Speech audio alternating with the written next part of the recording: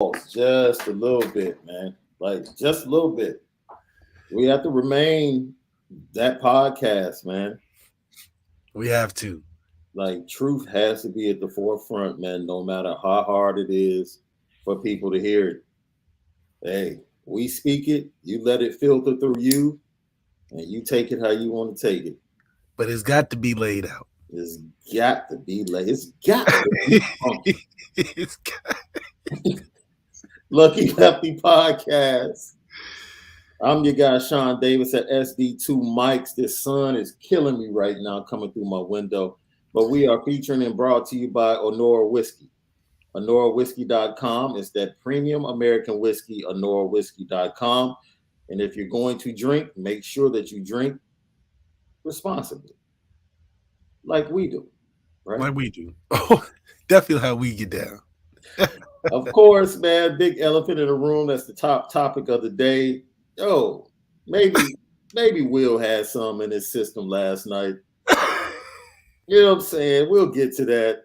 And Listen, ain't a high road enough. shout out to Denzel and Puffy for getting things back together afterwards, man. But yo, I was in the bend all weekend. I heard that. I was in the bend all weekend. Shout out to everybody. I did not make it to Frankie's. I did not make it to Frankie's, but I made it to two spots. Okay. Shout out to Rise and Shine Bakery. That's a good one. You know, the true test is always the glazed donut, dog. That's it. It's just the basic. If your glazed donut is whack, I don't even want nothing else. glazed donut was amazing. That's right. Absolutely amazing. Then I want to give a shout out to, dude, I don't know what is going on. This sunlight. Yo, I might have to go to another room. It's that bad. It's the glare. Dude, it's the glare. It's ridiculous. You gotta get you Talk to the people for a second, bro. Man, we definitely gotta talk. So we do have some good things coming on the horizon. As everybody can tell, Dante Moore did come up to campus on with his family. We gave him the full shindig. I mean, we opened up the doors for him. We had Marcus Freeman in the back, Tommy in the front.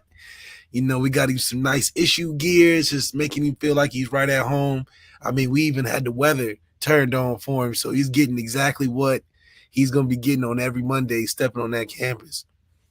It was good to embrace a guy like that because he's the piece we really need to solidify a class that we're looking to build. That's historic.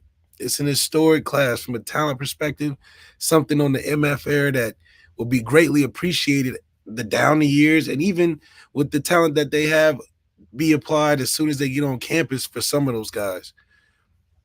I'm really thinking we got a good chance. I mean, it's not too many times that you get all the stars aligning in recruiting how they've been falling for us. But I know if we can snag and secure a guy like Dante, you're talking about securing a Hall of Fame top 3 class in Notre Dame history. Yeah. Let's rewind though. Let's go back to Friday, right? Mm-hmm. But like I said, Rise and Shine. Thank you. Mission Barbecue was closer to the hotel. I got in late. All of the spots were about to close in like 30 minutes. Mission Barbecue was the closest joint. Now, is it Mission the barbecue spot that sponsors the O-Lineman? Yes. Yes, they sponsor the O-Lineman. I walk in the joint, and the manager of the joint is standing there. And as I order my food, he's looking at me. And when I'm waiting for my food, he's like, "You're the guy with Malik, right?" And I'm like, "Yeah." Yeah. "Oh, I enjoy you guys." I'm like, I hit Malik like, "Oh, it's lit. It's lit. We had Mission Barbecue. We all campus, on campus. The influence is there.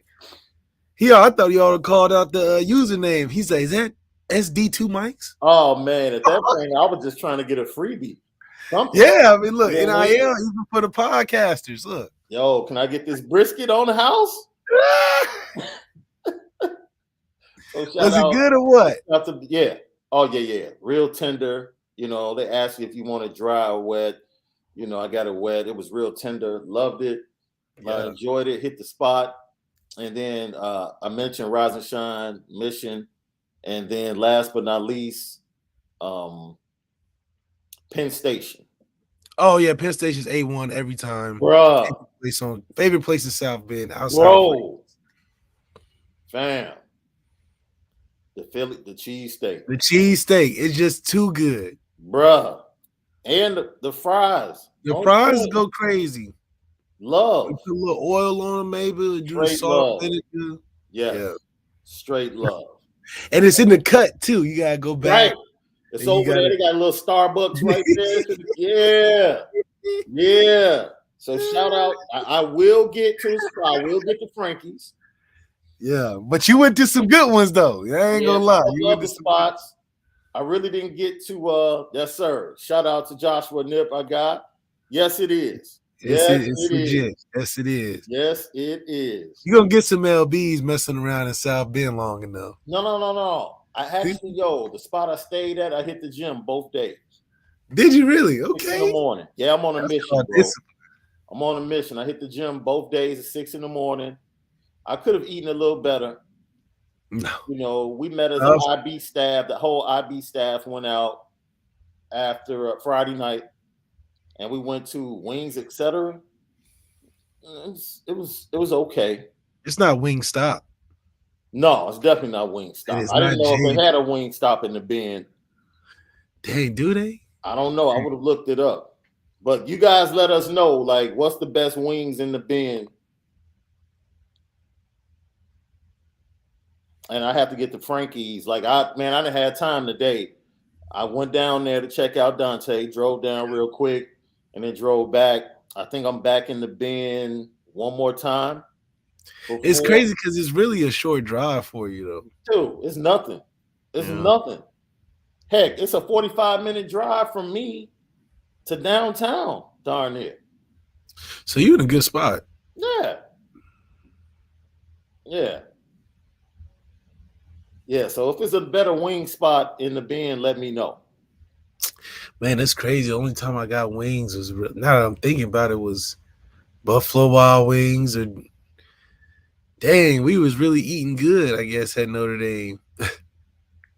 Thinking about the amount of wings I eat right now. Yeah, man. So we're going to drag this out because that's what good programmers do. Because if we started out with Dante Moore right off the top, everybody would leave as soon as we're done talking about Dante Moore. Yeah, they would have got the pro day. I want to talk about the pro day. And people, I don't know, for some reason, people think that when we say things, we're going to run from them. So I just want to throw this topic out there. Pro day, Kyron Williams improved his 40. Cal Hamilton improved his 40. Kurt Heinisch had a great day. Drew White had a great day. Jack Cohn has a little more zip on his ball than I thought, bro. Really? It popped off? Man. Yeah. The show that Jack Cohn, Kyron Williams, and Kevin Austin Jr. put on. Man, that dude, I think it was like close to 70 passes and 3 hit the ground. I'm telling you, Jack Cohn, he's coming right in the form. Fourth round. Nice little Detroit Lion backup. Yeah. For a good 3 years. 5th round pick. And remember I called you Friday and I said, you know what? Behind this offensive line and with these running backs, I wish we had Jack Cohn one more year. One more year. I said that. I was like, I wish we had Jack Cohn one more year. And we'll get to the quarterbacks when we talk about practice on Saturday. Because like we did the post-game practice on Saturday, and my guys I work with at IB, they were over the top about the quarterback play. I'm a little bit more reserved. So we'll get to that. But getting back to the pro day, overall, man, it was good to see Dante Vaughn back in the building. It was good to see a lot of other players, Troy Pride, and old Notre Dame players coming back to support. It was good to see the buzz chatting it up with Marcus Freeman and Steve Smith. The vibe, the vibe was right. The vibe, they might as well have an open You got bar. to talk to Marcus Freeman? Say it again? You got to talk to Marcus Freeman? Yeah, I said, "What's up, coach?" He spoke back. I mean, it wasn't a conversation. Okay. You know what I'm saying? But then on the way back, he was headed to do an interview with NBC. I said, "What's up, coach?" He eyed me up, head nod, what's going on. Then he came back, he stopped, and he was like, "Yeah, guys, tomorrow we're going to go live at the end of practice for about 30 minutes. So, and he talked to us about how the practice was going to go. And he was like, man, I'll see you guys tomorrow." And then, he was there. He was talking with former players. Steve Smith was in the building. Jerome Bettis. They were all chopping it up. The vibe was like, man, shout out to my boy, Coach Mickens. That's my dude. Yeah. That's your guy. You got a dude that no matter who's around, whenever y'all see each other, it's a dap and a hug. That's my guy. Real respect. Coach Nick, Coach Chancey, man, Chancey Stuckey, great teacher. Fantastic teacher. We'll talk about that when we get to the practice. But the pro day was phenomenal. The vibes were right. It wasn't that many pros. Only two, everybody except for two teams showed up. I will say this. These are some things that stuck out to me. The Titans and the Jaguars were two of the teams that were really locked in on Kevin Austin. Really locked in. That must mean they might try to move little AJ Brown. Somebody else that was locked in but was trying to be real incognito with it was Matt LaFleur. Oh, Matt came back? Matt came back. He was real incognito. I was one of the only ones that peeped him. I'm like, first of all, I didn't realize he was that short. Yeah, Matt. Coach LaFleur kind of short, man. Yeah, I didn't realize that. So, yeah, I saw him. He walked up to him afterwards, had a quick convo. There were a couple of teams real intent because everybody else was kind of on the side when Jack Cohn, Kyron, and Kevin Austin were doing their work. But there were two clubs standing right behind Jack for every throw. Every throw. That was the Titans and the Bears. Well, the Chicago plug. I mean, hey, you talking about behind Jack for every throw. So overall, man, like I said, it was a dope vibe. It was cool. Al Golden came over. Chris OLeary was there from the jump, right? So Chris OLeary was there from dude, they doing measurements. He's there, supporting his safeties, supporting Cal, and his safety group. They were the first group to arrive in the upper deck to represent the players. So it's Houston, DJ, all of those dudes, some of the youngsters. And, if something happened on the field, like when they drill or something, he would go over to them and point it out make sure you look at this. Make sure you look at that. So it's that, man, the staff is always teaching, man, and always communicating. It was really dope to see.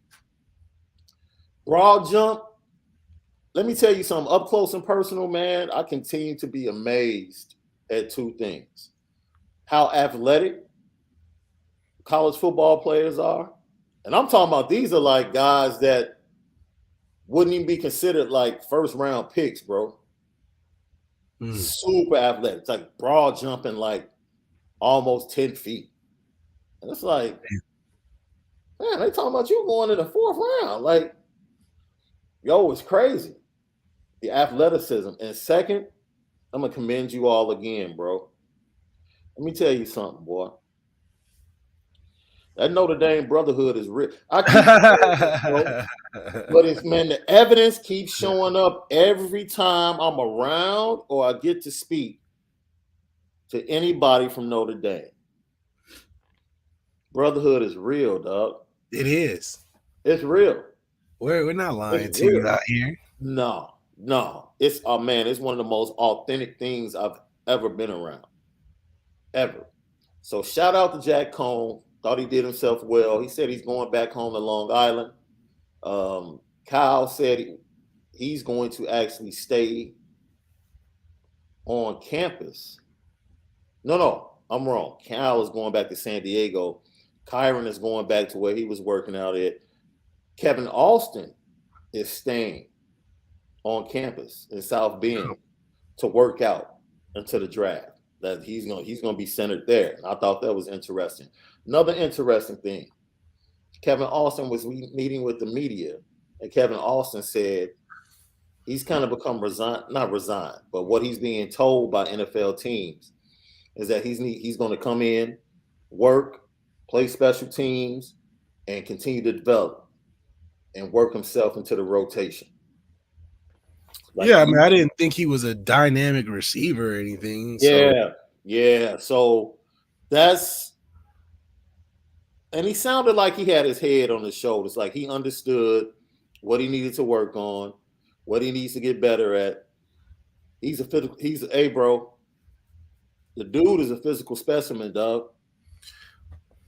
He ran an out route. He ran like a 12-yard out route, caught the ball, turned up the field, and ran by me. I was like, fam. Like, yo. Notre Dame turns out some big receivers, dude. Oh, yeah, always. Go down the history. Will is like the tiny one. But everybody else. We had Corey. Yeah. Robinson. Shout out to Corey, man. He was doing work with NBC all day. Yeah. Corey out there working hard. He was doing work all day. He had the nice navy pinstripe suit on. Oh, he was looking fly like that? Oh, he was pristine. He was repping the brand. Man, he was repping. Hey, he had to pull that suit out from the student body days. That was the one in the reserve club. Yeah, he was definitely repping the brand and repping you guys. Presidential fit. Man, beautifully. And pretty much that's my takeaway from the pro day, man. I think everybody improved their stock.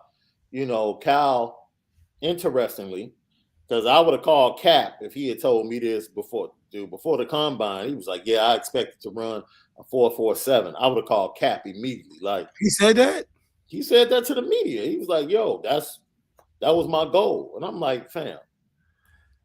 If you ran 4.47, you'd be the number one pick last year. You have not run a 4.47 ever on film that I've seen. No. You know what I mean? That'd just be too. You'd be all right. You'd be like, all right, bro. All right, you just too good. You just too athletic. How? Yeah. Instincts, range, quickness. He told people that though, or did he be like, I wish I could have. Hey, the video is out there. I don't know if they'll release it.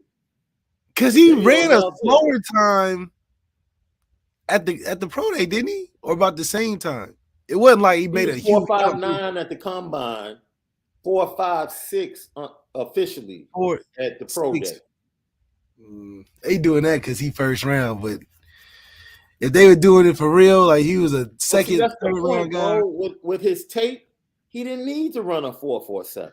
No, he didn't need to. He didn't need to. So why would he cap like that?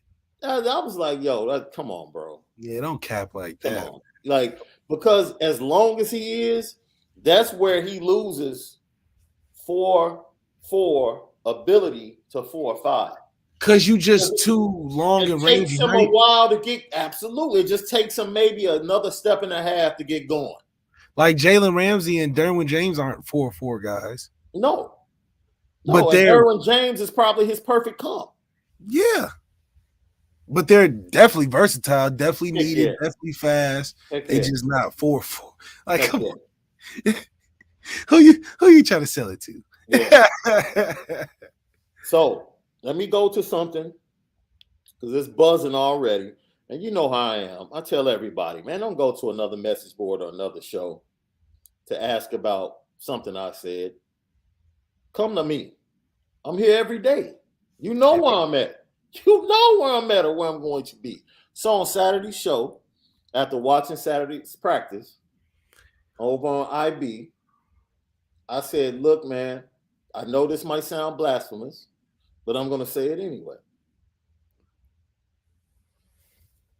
Kyle Hamilton is a top 5 pick and just a beast. He's a unicorn. Like, you just don't see guys at that size, with that range, with that versatility. He's one of one. But Brandon Joseph, after watching him play, makes others around him better. He just does. A lot. He just does. And if you don't know what that means, because it's real simple. It's real simple. And it could be really simple as his long-standing relationship with Houston Griffith. It could be the way he communicates. I've been told by people that I've shared this information with that Alohi Gilman was the same way. Not the greatest athlete, but the way he brought everyone together, he made people around him better. And that's an attribute that I see from Brandon Joseph that I'm not sure I necessarily saw in Kyle Hamilton. See, most people run and say, "Oh, Shaun said that Brandon Joseph was better than Kyle Hamilton." It's not what I said. No. It's not what I said. I'll bet this though, he'll run a faster 40. Yeah. On his pro day. Yeah, Brandon Joseph not no slow guy. Because he played corner. You can't be no 4'6" playing no corner. At that, as a freshman. As a freshman. He can't run no 4'6" playing that slot corner. Absolutely not.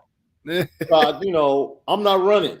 I said it, and I'm doubling down on my own show. If you want to filter that through, and you want to take it as a negative on Kyle Hamilton, by all means do so. But I'm telling you, just from watching the practice and what I've seen on field and on tape over the last 3 years, there is something different, and there's a leadership quality that dude has that's infectious. And I've never seen up close and personal. I got a chance to see. I don't know. Has the defense been chirpy to you the last 2 years? Like when you watch them? No, not in practice. You talking about in practice? No, just in games. Have they been chirpy? They chirpy, bro. That back end is real chirpy. That's good because we've never had the back end be chirpy. And I'm talking about everybody. I'm not just talking about one person. I'm talking about everybody. Oh, everybody's talking. Everybody's talking, high-fiving each other. Like it's a whole vibe on that back end. And that's why I was like, okay, this is different.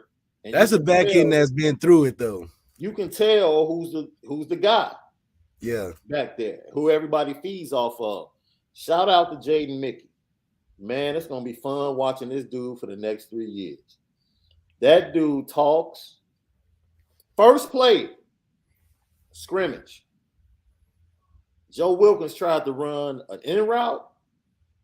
This dude came up and broke up the pass and just let out the biggest scream. Everybody heard it. Like, ah! And was talking. I said, oh, yeah. Okay. Yeah. Okay, Fresh. I see you, Fresh. I see like you. That. Yeah, that's what I'm saying. It's a vibe, man. It's really a vibe. And not only him, Jason Ademiola didn't even practice. His mouth was going the entire practice, yo. Oh, he talking to his defensive players. Let's go. Talking to the offensive players. Like, yeah. It's like, yo, the competition that everybody had talked about that had changed during the preparation for the Fiesta Bowl is real. It's real. Like the players have bought in, and I said on TTC is what this program is about now. Tempo, teaching, competition. Like you watch a practice, that's what you see. Those are the three prominent things you see. Tempo, teaching, competition. Blake Fisher, what did I tell you? Yeah. That dude is mean. Yeah. Dude is mean. Mean. Ready to fight. He's that dude. Yeah, he's that dude on the O-line. On his Q Nelson. Yeah, he is Q Nelson.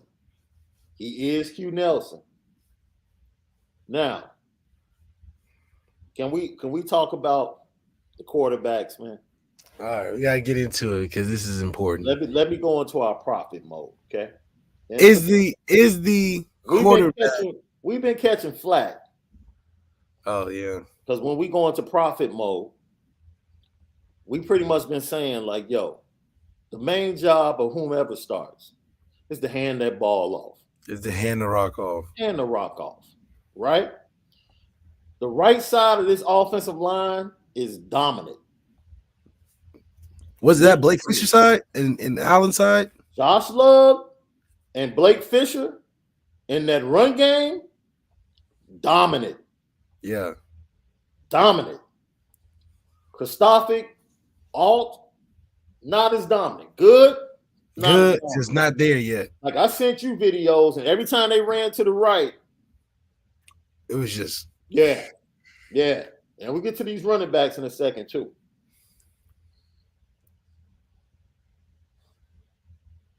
So we said, yo, we're gonna run that rock. We're gonna run that rock. That's what we're gonna do. Like, dude, stop. Tyler Buckner's not about to come out throwing the ball 45 times in the horseshoe. Like, if that's what you want. Because we don't need that. We really don't need that. People talking about y'all hating on Tyler Buckner. Nobody hating on Tyler Buckner, dude. Well, you're not about to ever say cap to me. Right? Because we like fans, but we're not crazy now. No. Tyler Buckner had the better practice. Wasn't even close. Now we're not about to sit up here and act like Drew Pine was trash, though. No. We're not about to do that. But Drew fit expectations. Well, see, first of all, it's certain things that Tyler can do that Drew knows he can't do. Drew's not going to make the big mistake, even though he did get picked off in the red zone by Brandon Joseph. He waited a little bit too long on the crossing route. They kept Brandon Joseph was like, Give me that. Tyler can fit it in to certain spots. He has a bigger arm than Drew Pine. That's not Tyler's arm is not John Elway. People act, oh my God. It's like, fam, Tyler has a nice arm. All right. He's young. It's a chance that he'll get stronger, especially if he gets his footwork straight. Tyler down the middle and to his left, Tyler straight. Going to that right, he has some accuracy issues. Malik, let people know why. And it's just a young thing. Yeah. It's a young thing that he has to work on, but something you told me when we talked about it earlier. So Shaun was saying that some of the passes to his right were sailing on him. A lot of that is when you're not finishing your throws and your front knees not bent. Things that a quarterback coach could really get in on a day-to-day, especially during the spring, and your individual drills and some of your 7-on-7 periods. We can keep that mention in the back of your mind because that's what a quarterback coach is supposed to do.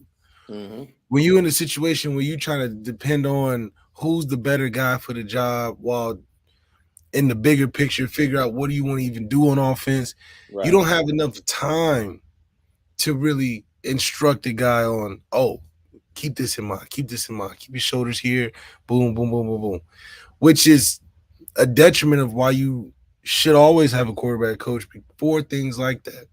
I do think that, experience is going to help Tyler, and his footwork and understanding that is going to help as he gets better with the playbook. I think as young guys, your eyes are ahead of your feet because you're seeing a lot going on, but you got to remember your feet got to be tied to your eyes.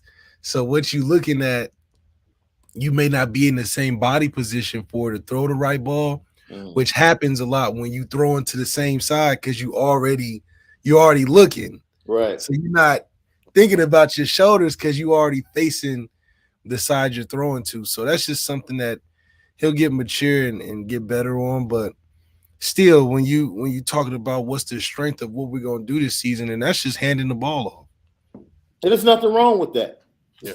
Look, man, people have to understand who Marcus Freeman is. Let's expand on this a little bit. Mm-hmm. He comes from the Jim Tressel coaching tree. Mm-hmm. Foundation. Marcus Freeman is about to run this rock. And Offense, tackle. it's about to be 50 passes each and every game. The foundation of this team is going to be defense and running this rock and not And turning making the ball tackles and not turning the ball. Exactly. And if you saw him talk about the quarterback competition, he said, I don't care nothing about stats. Yeah, he really don't. He like, man. None of that. Who's making the best decisions? Meaning, who's not going to lose this game for us? Yeah, that's it. Because we don't need nobody to win it. Because you can tell by the way they've already recruited on the defensive side of the ball. We're winning it on this side of the ball. We're winning it on this side of the ball. We're going to go get us a quarterback. And he going to do just enough. Needed. Yeah. And then don't go out there. Wait a minute. That's the way you build a program. As the offense catches up, we'll open it up a little bit more. That's it. That's the safest way to go. Because everybody will agree right now. You have Lorenzo Styles. Yes. You're hoping Deion Cozy. He'll come along. He's a little small. You're hoping Jaden Thomas is a dude. No, Deion Cozy is a beast. I like him, but I just want to see him play bigger. Deion Cozy is the dude you want getting off the bus first. That dude, him, those two dudes, let them off the bus first. Them dudes are SEC type dudes. You said let them off the bus. Let them off the bus first. Avery Davis, we know who Avery Davis is. We know who he is. We know who he is. It's not there yet. Yeah. You know what I'm saying? If we sign, we got Tobias Merriweather coming in. He could be a big play guy, but he's a freshman. Right? Yeah. It could come week 3. It could come week 4. Whenever his impact comes, we're waiting on it. And we're hoping that it comes. 23 class, we're hoping Carnell Tate is coming. Right? We're hoping Braylon James is coming. We're hoping Rodney Gallagher is coming. Hoping that Stone. Look, we're hoping these guys come. The 23 recruiting class at the wide receiver position is going to be better. The 24 wide receiver class from the guys that I've scouted and made contact with has a chance to have 4 wide receivers in the top 100. Yeah. Committing to Notre Dame. Like this is where things are headed from a recruiting standpoint at Notre Dame. So what we're saying is we can't come in. That's why I didn't go to this practice expecting either quarterback to wow me from a passing standpoint. I didn't. Everything was RPO, play action. There were very few plays that were just straight drop back. Yeah, you're not going to get that. Everything was off the run. Whether it's RPO, play action. The screen game was amazing, though. Yeah. Logan Diggs had like a 60-yard touchdown off the screen. They ran, dude. They had an RPO, 3 wide receivers, 1 tight end, RPO. They brought Lorenzo in motion. Ended up being trips left. And then ran a fake power that turned into a screen. And when I tell you the entire defense was on the other side of the field, and Arnsberger just put just enough pressure on the quarterback to where he threw it high, and Aldridge couldn't come down with it. Because if he came down with it, he was walking in. It was literally him and 3 offensive linemen. That was it. And maybe a safety. That was it. Like no one else was going to be in the picture. So the screen game that we've been critical of, at least in that practice, looked a whole lot better. So no Shaun McVay. That's what that Tommy picked up on his travels around the world. He's been on the phone with Shaun McVay. Yeah, he traveled around the world, picked up a couple plays on his way back. McVay is like, here, I'm gonna send you 5 plays. Let me see how you implement. Just like your little test drive. Let me see how you handle this Ferrari real quick. Lucky Lefty Podcast. I'm Shaun Davis. Malik Zaire, man. We're featuring and brought to you by Nora Whiskey at NoraWhiskey.com. It's that premium American whiskey. Look, it's clear everybody here wants Tyler to be the starting quarterback. Everybody here.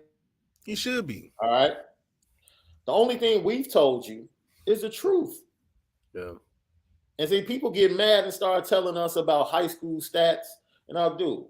I can give you a bunch of quarterbacks that had high school stats up to wazoo coming into college. And I'm asking you where they at right now. I don't hear nothing about stats. I don't hear nothing about promise. Nope. Yo, go out on the field and do it.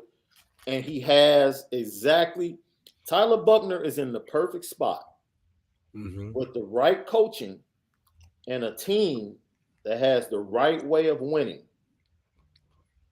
for him to develop. Yeah.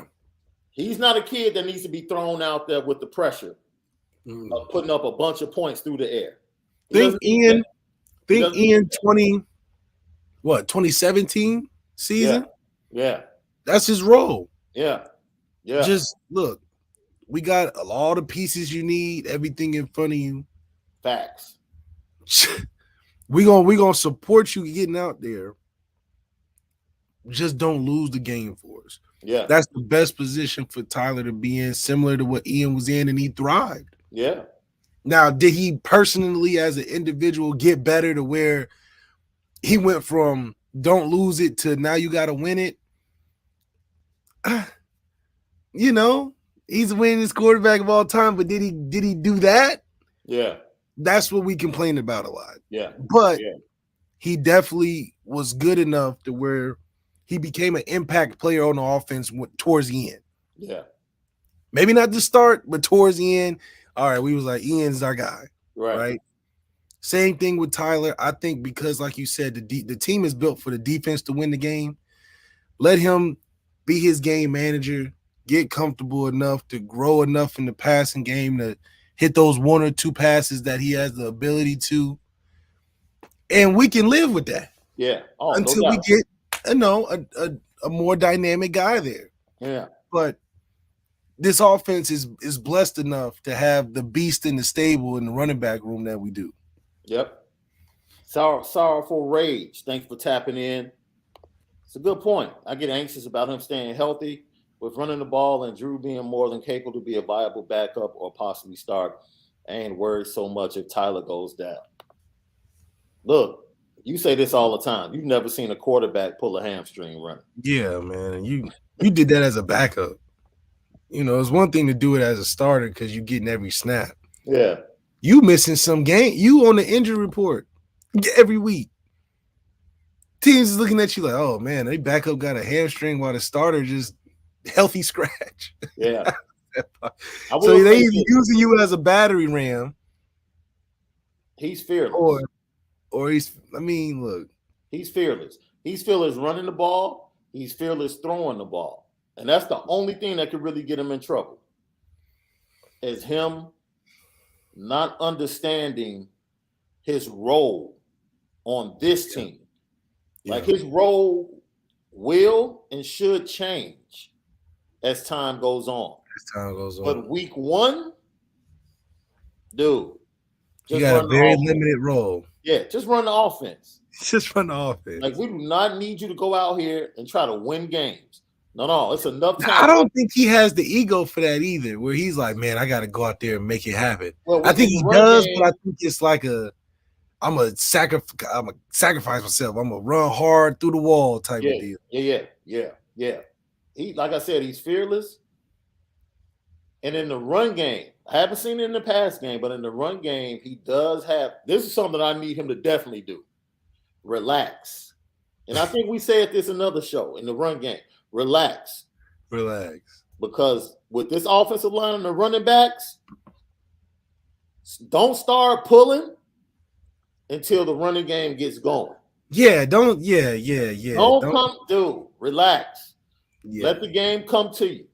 You go get your chance to get hit and run around. Yeah. You know what I mean?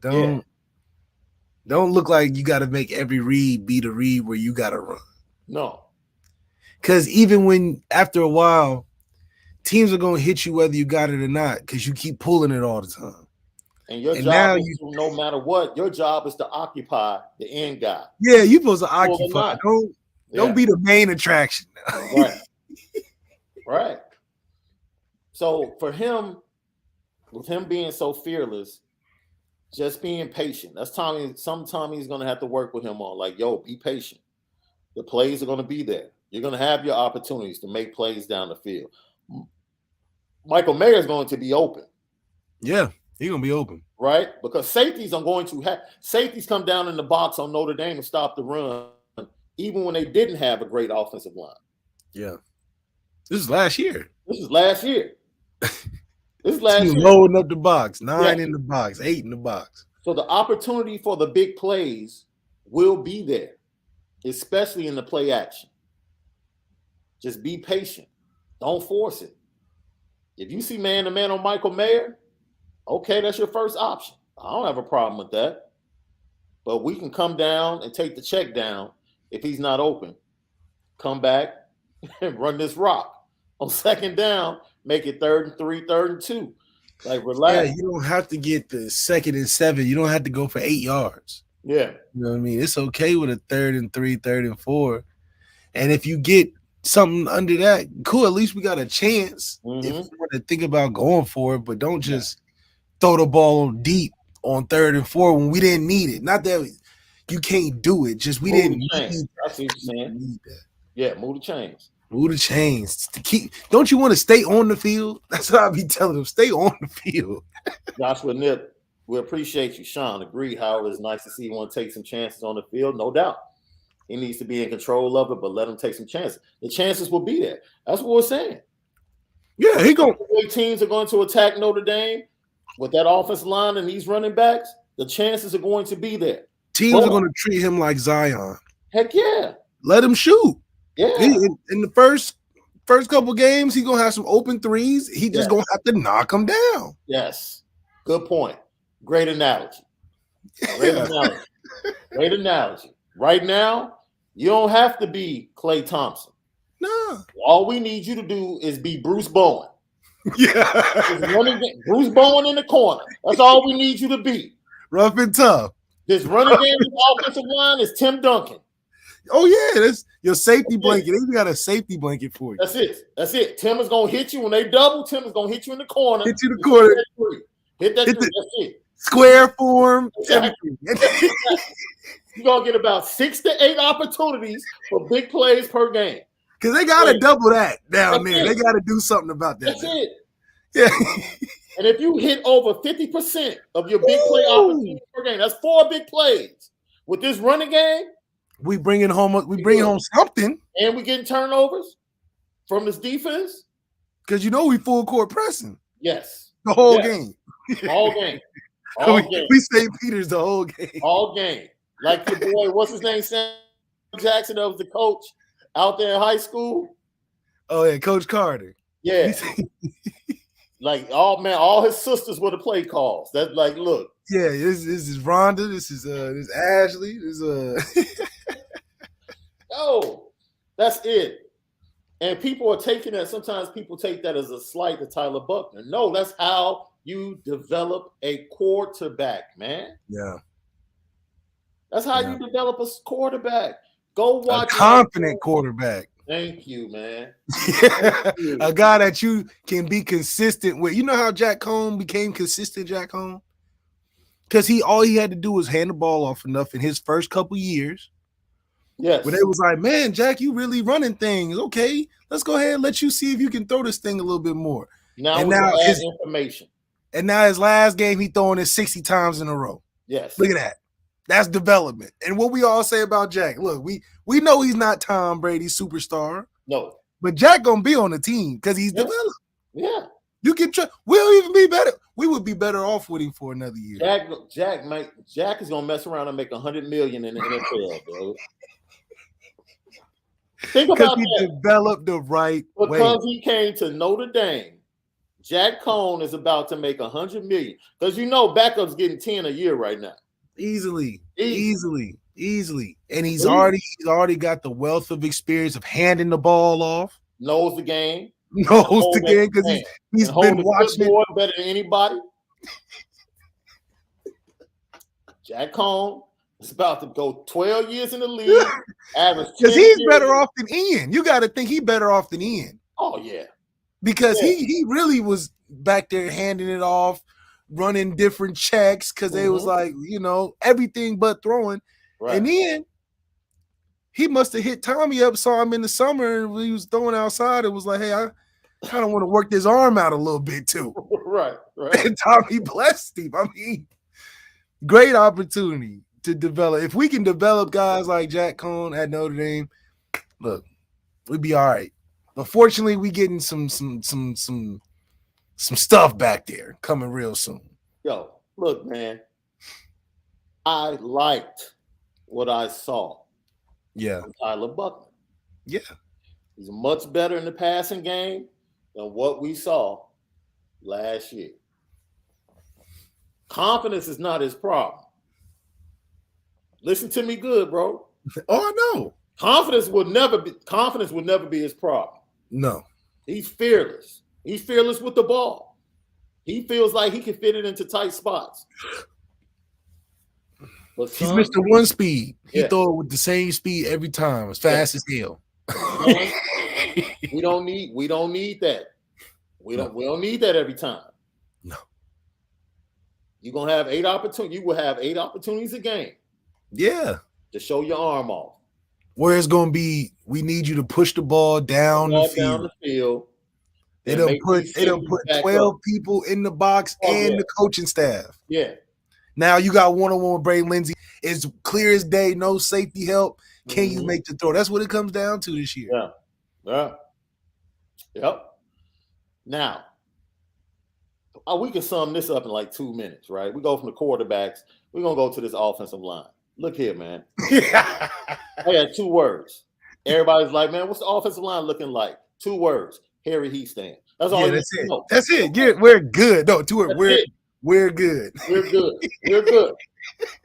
They asked Marcus Freeman after practice, like, man, how can you explain the impact of Harry Heastand? He's like, man, look, he wanted to cuss. He's like, man, look, I could go to sleep at night. I tell you that. Facts. Facts. You know why? When they make mistakes, they're immediately turn into that offensive line. Identified and changed on the spot. Like, whoa. What was that? Like, I don't care if they got 5 yards on the run. It is crazy because he stands the one doing it. He's running the whole thing. And he's not like slipping where they in a coaching meeting and Marcus Freeman said, hey, coach, I done noticed this. We did no. Coach, he's just like, no, I already had that. We already went over that. We done graded it out after practice and before practice. We got something for that. Okay, so, we can move on. Practice was over. Guess which group stayed out? The one that does every time. O-line.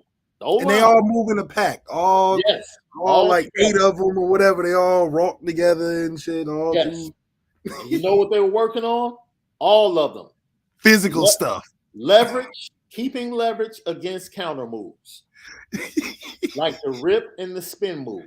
All of them were going through drills, how to stay in tune and go ahead and be ready for the counter spin move. Yeah. Day change right there. Game change. The whole season changed right there. Minutes. That's it. A whole pack. That's all you need. And after practice, they probably all went to mission together. Yeah. Because they all sponsored. They said, and Coach, he said, y'all better eat together too. Right. Right. Dude, this is the first, they started off with special teams. Right? Yeah. So they started out with field goals with both kickers. I'm going to get to Blake Groupie, the new kicker. Man, when I tell you this dude might be like 98 pounds, dog. Oh, yeah. I was like, there's no way you can kick the ball 50 yards, man. Oh, he's probably smacking that thing. Oh, sounds like a cannon coming off his feet, coming off his foot. A cannon. Oh, the first thing we noticed, you like, boom. Like, okay. Yeah, he's smacking that shit. At the top of the goal post, like, okay. Yeah. Okay. But they're kicking, and after the third field goal, Harry, Blake, yanks him out of the drill, pulls him over, and this dude is teaching him about his leg placement with his Yeah. left leg and We not probably said you gotta over. lock the leg right. Yeah. You can't just be Yeah. stepping down. You gotta step and lock. Lock it so Ankles. this guy can't come through and reach and get that guy. Yeah, straight up. He's teaching. It's special teams. This is your all-American tackle, fam. And this dude is drilling fundamentals into his head. This is the third play of practice. Third session. Come here. It's special teams. Special teams. Dude. But that right there is what pays dividends. And that right there is why Quentin Nelson, Zach Martin, and all the guys. This is why Josh Lugg came back. This is why Jared Patterson came back, to get that. They know they needed that before they went to the next level. That's right. That's why they came back. And it's amazing to watch, man. I heard stories about you, from you, CJ, and everybody we've talked to about Double H in practices. I'm watching the defensive line on the other end. Yeah, it's hard to watch anybody else but the O-line. It's just so entertaining the whole time. I'm watching the other because the D-line was the only group outside doing sled work. Shout out to Al Washington being old school because everybody else was inside. It was a snowy day. No, they was outside. Al Washington had them dudes outside in the snow doing sled work. Well, that's what they need. We need to be tough on the front anyway. Yeah. I say, okay, Coach Washington. Yeah, you them I'm boys watching tough. the D-line, and I'm like Kevin. You know, when he's talking about his uncle got out of jail, Kevin Hart. Yeah. Like, I'm on the club. I'm partying, dancing. I don't see him, but I can hear him. Yeah, I can hear him. But I can hear him. It's like I can't see Harry, but I can't can see hear him. But I know he's around here. Dude, my focus is here, but all I hear is that cat Harry. Yeah. Just drilling, teaching. And everybody I talked to that had been there the previous 2 years was like, yeah, it's totally different. Yeah. It's totally different. So the fan base should be excited about this coaching staff. That's right. It's beneficial. Let's go from offensive line because we don't really have to get in depth. Look, the starters, you had Christopher at left guard, Lugg at right guard. You had Zeke Carrell at center, Blake Fisher at right tackle. You had left tackle Joe Alt. You had Caleb Johnson. Looked really good as the backup right tackle. Had a really nice day. Offensive line had a good day. Yeah, that's going to happen. Passes, they had a good day. They're going to get better. It's going to be much better than it was last year. Rest your souls on that. You don't have to worry about that. Let's talk about these wide receivers, bro. Some great plays made by Lorenzo, and Braden Lindsey showed up. I'm still Braden Lindsey, man.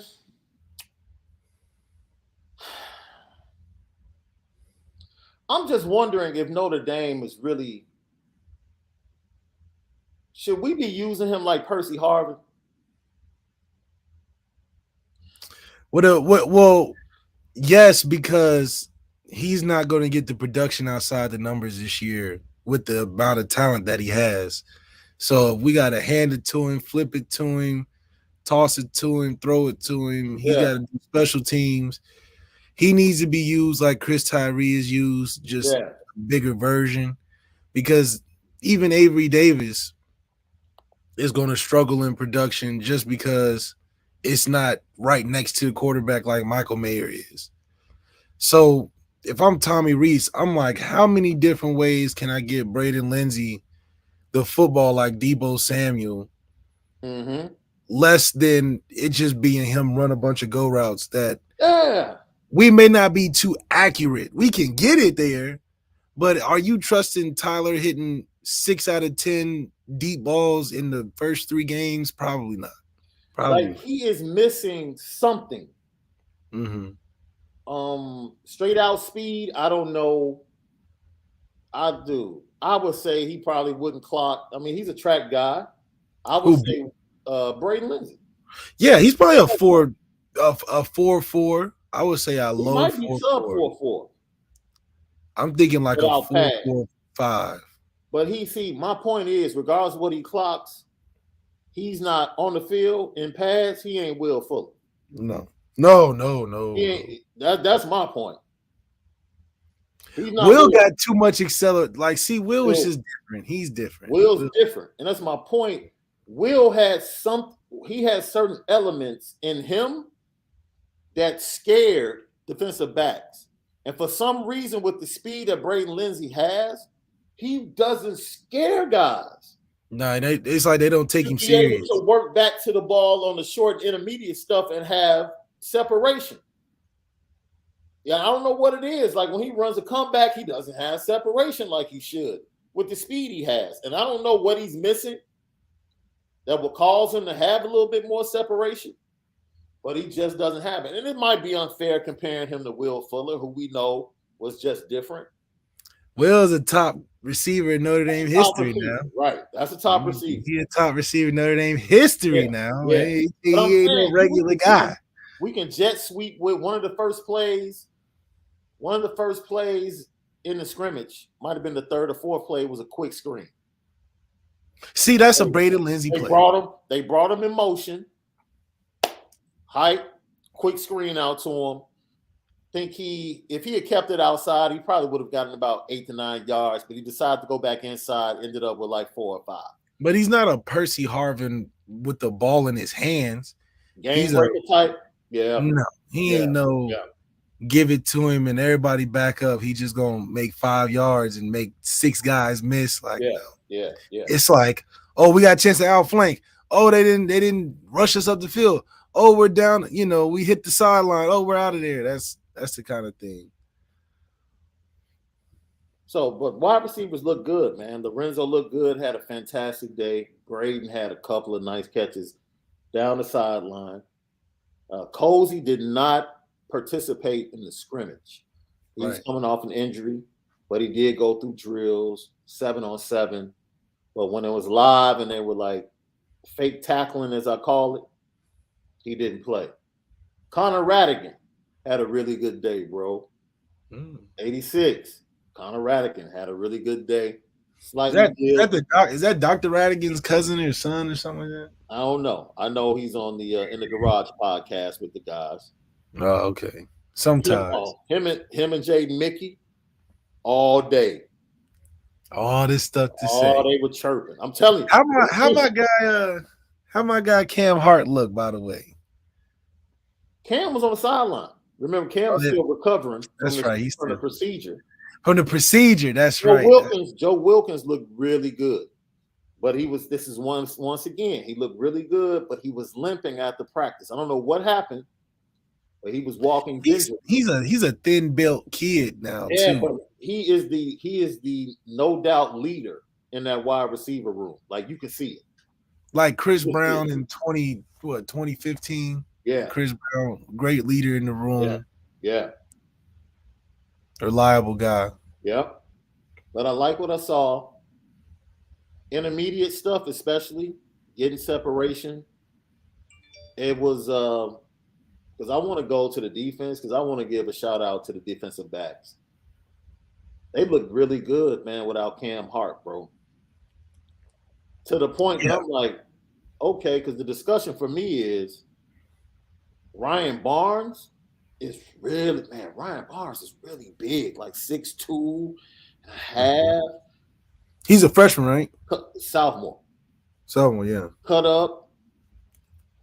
Him and Philip Riley look good. Yeah, Philip Riley's huge. Philip Riley looked good. You know who else looked good? Tariq Bracy. Our boy Ramon Henderson. Tariq Bracy, look, I'm glad you said that. Tariq Bracy, every week, we don't even have to worry about that slot. We don't have to worry. That's his.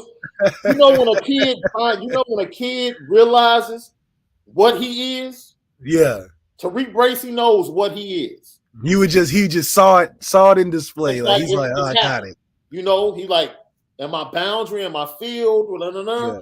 Halfway through the season last year, he realized, like, put me in that slot. I'm the slot guy. And he was, that's it. That's who he is. And as many teams that will play, that play multiple receiver formations, man, we can come out nickel all game long and make it happen because he's physical, he tackles. You know he's always trying to peanut punch, knocking the ball out, interceptions. Tariq is that dude. So we know we got Tariq. We know we have Cam. Now we have to figure out Clarence Lewis look better. Look better. Noticeably bigger too, bro.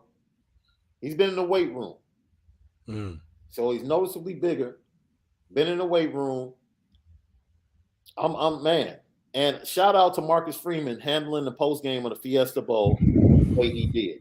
Because I think it gave Clarence Lewis confidence to go ahead and put in the work in the off season. All right. And he knows they know. You know, we'll stick with him. He's going to be our guy. I think he's going to be the guy. And now they're very confident that if we have to pull him, we have a couple of guys behind him that we can go to. Right? Jaden Mickey might not be ready, but he ain't scared. See that? At that position, I was talking to Driscoll about Jaden Mickey, and he said, maybe you can back me up. He said in the history of defensive backs, at Notre Dame, he's never seen anybody talk more trash than Kavari. Yeah, Kavari, yeah, for sure. He said Kavari talked all game. Yeah, there was literally nobody I've ever seen talk more. Well, other than Chauncey, that played for Florida, that plays for the Saints. Yeah. Him and Kavari are the two biggest trash talkers on just a day-to-day basis. It ain't even about a game or practice, none of that. Right. On a day-to-day basis, they talking that trash. And they said already Jaden Mickey is taking that trophy. Already. They're like, dude, it's not even close. They're like, this dude's a freshman, and it's not even close. He out there going crazy. He is like, yo, and he's letting it be known. Jaden Bellamy, he's injured, so he didn't participate in practice. That's the other freshman. Marcus Freeman is very happy with the development of his young DBs. So they have a little bit more depth on the back end. Safeties are, man, Ramon Henderson was nice. I told you, Houston Griffith looked better next to his boy Brandon Joseph. DJ Brown almost lost his scholarship, though. Dude almost lost his scholarship on Saturday. Felt bad for him. Glad everything turned out okay, but the man almost lost his scholarship. I was like, yo, if my man does not get up in like the next 2 minutes, yeah, it's a problem. You might have to hop into that transfer portal, dog. Like for real. Like, you know what I mean? For real. Or you might have to don't be hurting Lorenzo, bro. I don't know how it was in Ohio, but they might have had to put him in the pumpkin head circle. You know what the pumpkin head is? Well, they put him in they put the thing over top of him, right? It's the hole in the wall, right? Yeah, pumpkin head in Chicago is like, you know, when you want to be part of a group, they kind of, you know, jump you in. Right, yeah, okay. Yeah. I thought it was like, okay. And the pumpkin head is like the knot on your head you get, you know. Why he might have had to get in the middle of the wide receiver group, dog. Oh, they would have had to jump him.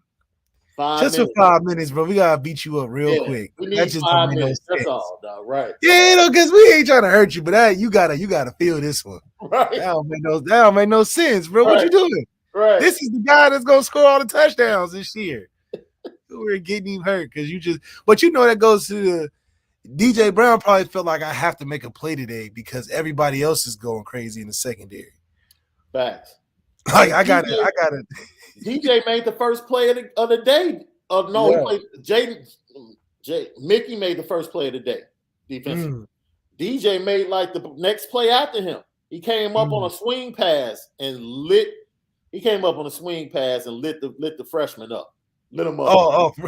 Yeah, he welcomed him to Notre Dame. He lit him up. He hit the freshman. He lit him up. He lit him up. It was all good though. He lit him up. So, defensive line. Defensive line is pretty deep, man. Jason Adamiola didn't practice. Justin looks much faster and stronger. Isaiah Foskey, dude, this cat Isaiah Foskey, let me tell you something. The first half of the practice, He did nothing on working. All he did was work on counters.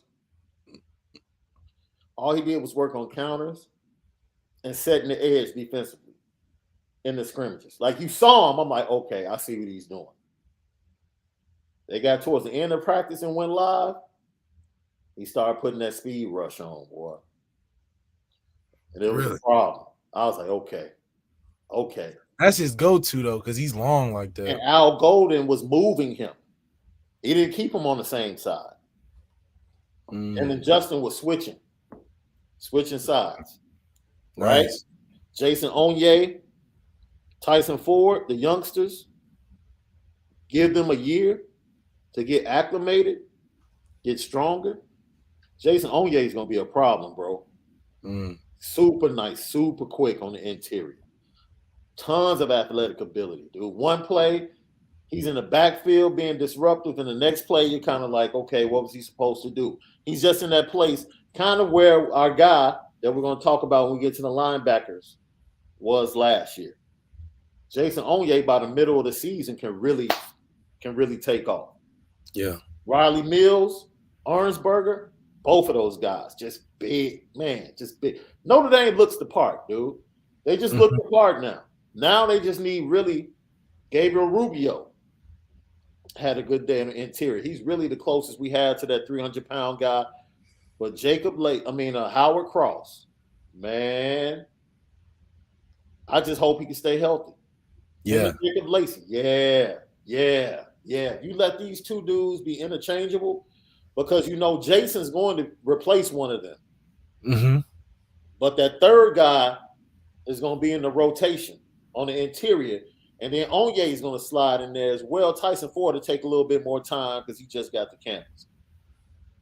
But that little rotation with Gabriel Rubio, especially if they can stay healthy, the interior is going to be okay, bro. Man, we can probably take about 10 to 12 yards off of that rush per game, giving up defensively with what they have inside. And I think once the spring is over, they might be looking in the portal for another DT. They might.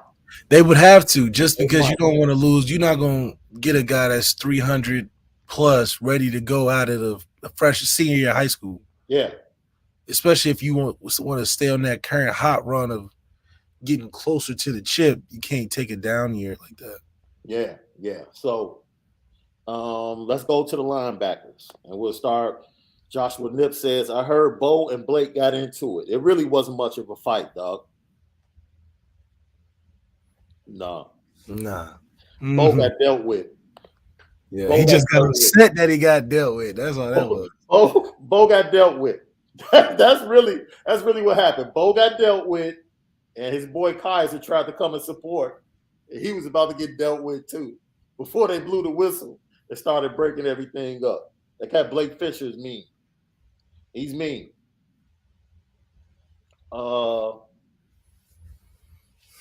Joshua Poupard, thank you, my man, for tapping in as always. Don't play with me like that. Tell me they're going to move Key either side. Key. How did Miles Wagner look? Oh, he's not there yet. Oh, he's not there yet. There yet. But I'm trying to think, how many people can early enrollee? Is it a limit on that now? That's up to the high school kids. Oh, really? I thought the school takes so many. Because we had 5. Yeah, they had double figures this year. What? Yeah, they had like 11 or Swear to God, you could do that? I thought you could only have 5 or some shit. No. Wow. So I came in on the front end of all of that. Transfer portal, early enrollee. I was like the beginning of all that, I guess. So it says that up to 5 early enrollees are allowed to count towards the previous class. But you can have more than that.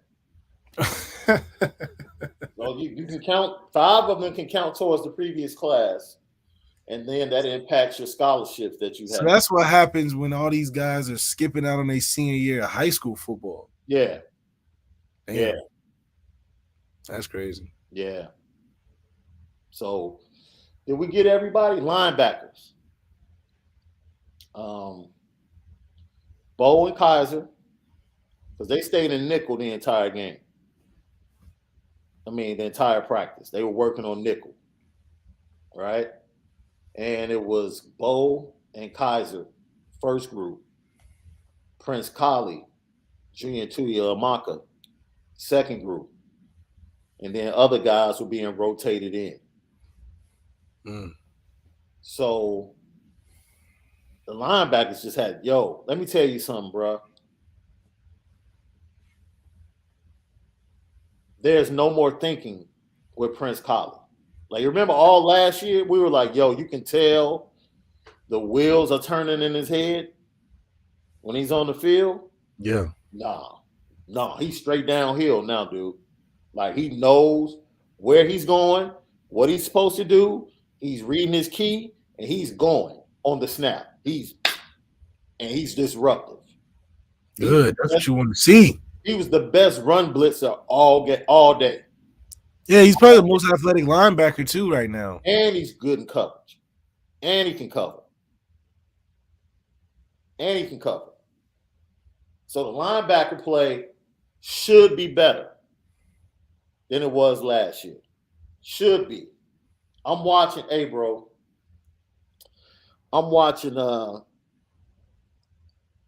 drills, right? So they're doing swing passes to, the drill. The linebackers about 10 yards away, 10, 12 yards away. Then they start up. When they see the pass in the air to the running back, they do the up down. Oh, okay. Yeah, I know what you're talking about. They do the up down, and when they get up, they find the runner. It's the pursuit drill type. They find the runner, and then take the right angle. But we talk about angles with the linebackers all last year.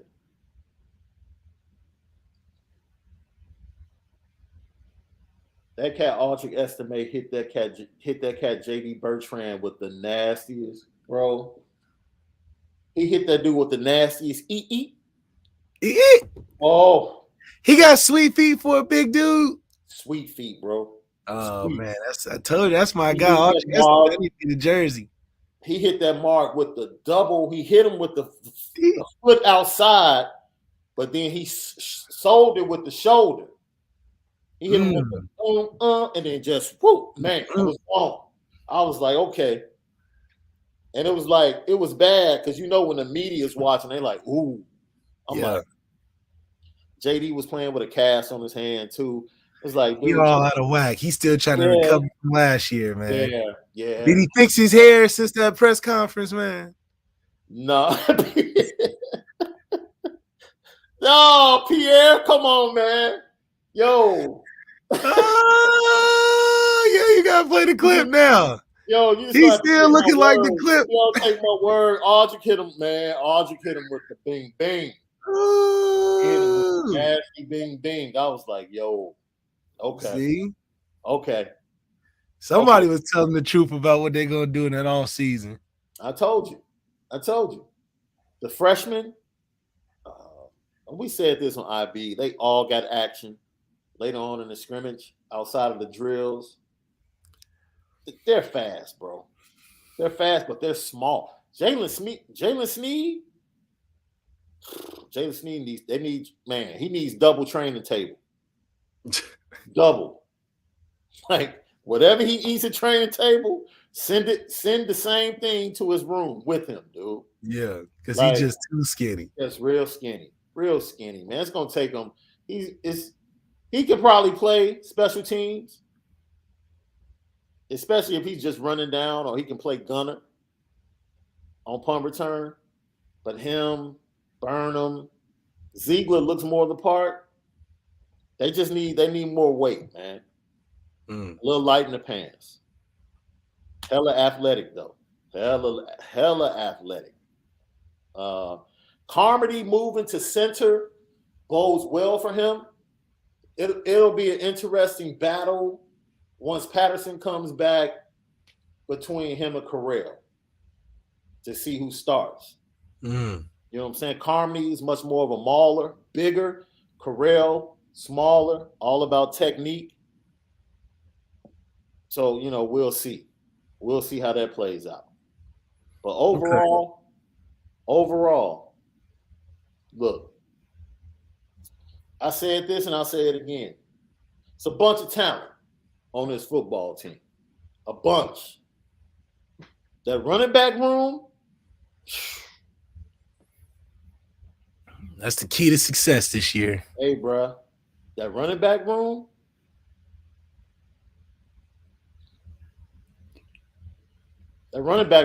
is going to be a problem. Something to worry about, huh? Yeah, they get any block. If they get any kind of block, we're not talking about 2017 No. type blocking. If they get 2018-19 blocking, they good. All right. Ohio State's gonna have a problem. They're gonna get punched in the mouth. I'm telling you. Ohio State is getting punched in the mouth if they come in soft. Let Ohio State come out in the first quarter, 2 safeties back. Oh yeah. I don't even think they would probably. Oh, man. Yeah, it's gonna be a problem. It's gonna be a problem. And this is crazy. The most explosive back that's just different is the freshman. Is the freshman. That's the crazy thing. The freshman is the one that just has a whole nother gear. Like you just watch him run and you're like, okay. Yeah. It's a problem. That's why we tell you, we're not hating on Tyler Buckner, but young man, hand that ball off. Hand the ball off, man. Hand that ball off. You're going to be in great position. Great position every game. You hand that ball off 55, 60% of the time.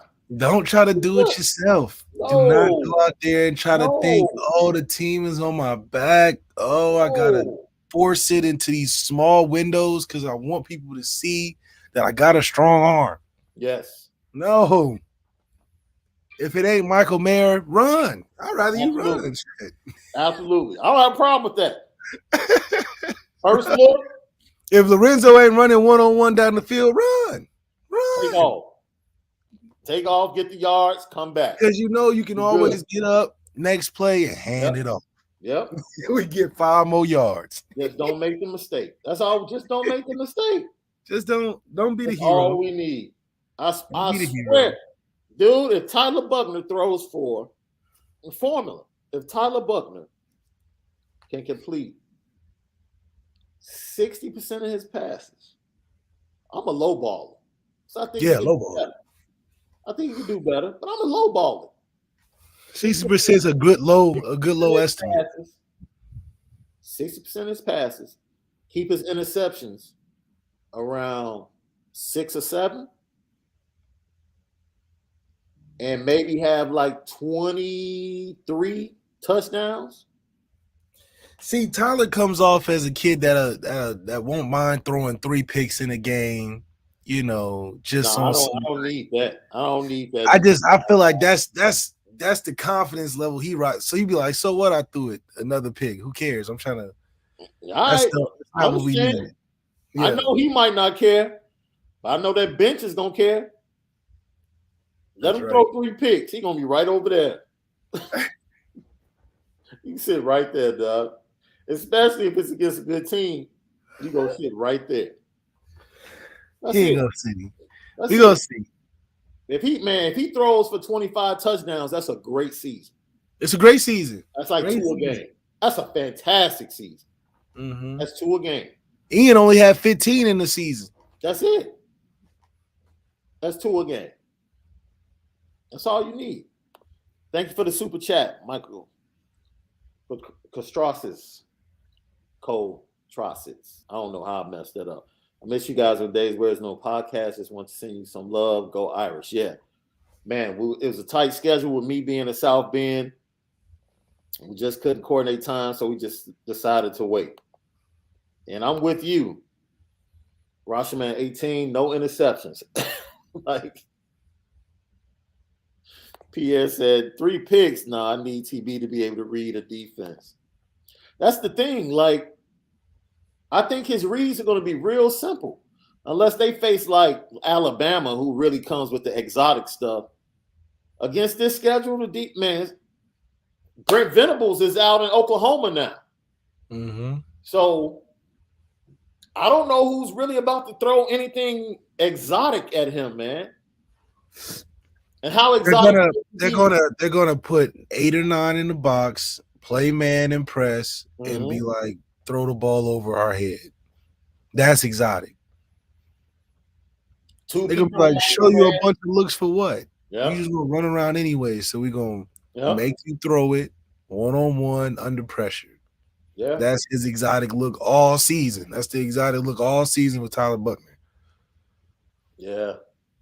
But if he succeeds, that's 25 easy touchdowns because he's throwing a bunch of bombs and over the top. No doubt. And here is MWJR. We will. Don't worry about it. Hell yeah. At the shoe. Podcast right in front of the locker room. So, we say the best for last. So today I drove down, had the opportunity to see Dante Moore walk in. I actually almost missed him, right? My goofy self. I get there in plenty of time. Like, because he arrives at 12:15, I pull up in the parking lot of the practice the indoor facility at like 11:45. And I'm not thinking that he's going to be walking into the goo. You know what I'm saying? I'm like, so when I realized, like, oh, snap, he's going to be at the goo, I'm walking, and the scene is like taking place. Like, he's already like approaching the street to come across the street. Everybody's outside, all the guys that cover. Driscoll was there too, so he got him too. Got video and photo. Saw it happen. He goes inside, staff, coaches, everybody's in there. It's like big roar. Look here, man. Only one podcast that covers Notre Dame that told you the Dante Moore thing was happening. And we told you months ago, courtesy of that man right there. This man right here that was having private conversations with Dante Moore back in December. In December. Think about how long that is. December. The prophets. This man, I take no credit. This dude was the one that was letting everybody know, like, relax. Relax. We got this. 2 days, Dante Moore will be here. And I don't know, man. I don't know. There are a lot of people out there on Twitter saying it might be a done deal in the next day or two. I hope you get a phone call from the offices as thanks, bro. I'm just saying, without going into it, I hope you get a phone call. See, this is amazing because he's about to pull the humility thing. Okay, look here, man. This dude right here is an asset out here. I'm no BS. This is the first dude that really connected. I know for a fact that intel that came from him specifically found its way to the offices. No. Am I lying? Am I lying? You are not lying. Okay, then. My boy deserves credit. That's funny. And on top of that, last week, the number one quarterback that Notre Dame offered in the class of 2024, Jaden Rashad. Oh, no. Jaden Davis. Jaden Davis, yeah. I said Rashad. He brought up somebody's name. Whose name did he bring up? Oh, he brought up the OG. Malik Zaire. I'm just That's saying. real. I thought that was real. I said, you know what? You have to really be watching because he's about 8 years since I played. Bro, come on, So man. that's pretty crazy. You know, bro. People know. People know who the most exciting quarterbacks in the last 10 years were We like that. at We the like Dome. that. At the So Dome. hopefully we get another one. I just Okay, think we can stack it. You know, he'll be calling you. He'll be calling you too. Hit me. You'll be talking to him too. That's what We're gonna get our little NIL thing together on the podcast now. We spin it different. We spin it different. And you know, shout out and thank you. We are featuring Honora Whiskey. HonoraWhiskey.com is the premium American whiskey. HonoraWhiskey.com. Drink responsibly. Shout out to Coach Freeman for being a purchaser and supporting the Honora boys and having it in his office. Hey, we appreciate you sending that picture over. Yeah, that's right. We spent it different. Shout out to the staff as I was walking out of the pro day that was wearing that beautiful, unreleased Under Armour gear. I'm so mad, man. I want to bop a couple of people over their heads. Yeah. How Coach Freeman said, "Hey, Coach, I need a little freshen up on the jacket, though." Because you had to walk by the equipment room. Shout out to the staff, stopping me, giving me the head nod as I was leaving the facility and saying, "Yo, we enjoy your content." Man, that's real. I hit my boy and say, "We in here. We in here. The building is listening to us. We in here." They whispering the podcast around them hallways. That's all I'm saying. And we appreciate it. Because all we do is try to spin it different. That's all we do. And deliver that real perspective. We try to give the same information, just a little different way. And we hope you enjoy it. And we thank LL Nation for always supporting us. So Dante Moore, look, once again, just relax. Enjoy this ride. Relax. And oh, by the way,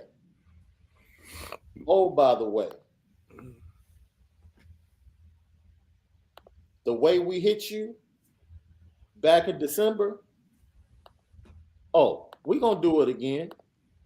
Don't forget, we spent it different. Because if you saw part 1, we got part 2 coming this week with a certain recruit. Let's go.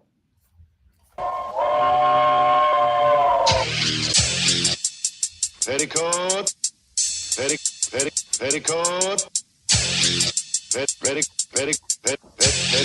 Petticoat Junction. It's time to get petty. Oh, we did a good job executing. Are you upset with something? And fire up the Petticoat Junction train. I just don't like you. You don't? No. What is today's pettiest story? Petty Junction.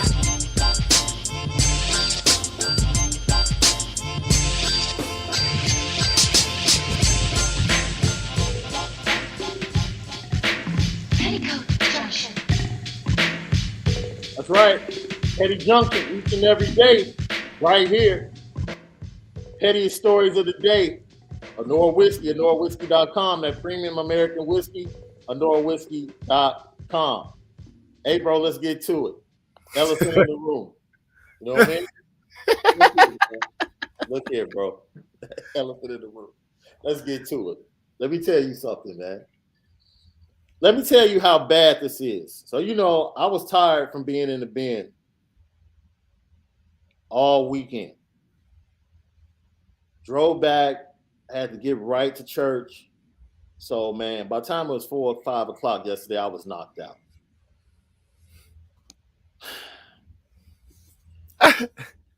I'm not watching anything, bro. I wake up at 9:45. I'm in the bed. I'm flipping. And, dude, anytime I see Avengers Endgame, I'm stopping.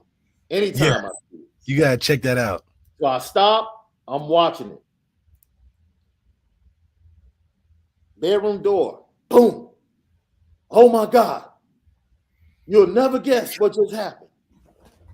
I'm like, dude, I'm watching the Avengers. What are you talking about right now? Like, this is what's happening. I know you're not interrupting my viewing pleasure of the Avengers. for the Oscars. I please. She's like, no. You have to see this. So I go to the DVR, I play it, and I'm confused. From a production standpoint, because I thought it was fake, dude, because I'm like, okay, this looks like they spliced this together. Like I was confused. And then I remembered the delay. So I'm like, okay. And I'm like, yo, did this really happen on national TV? And an hour later, I get a text from you like, yo, did you see that? And I'm like, yeah, man. Look,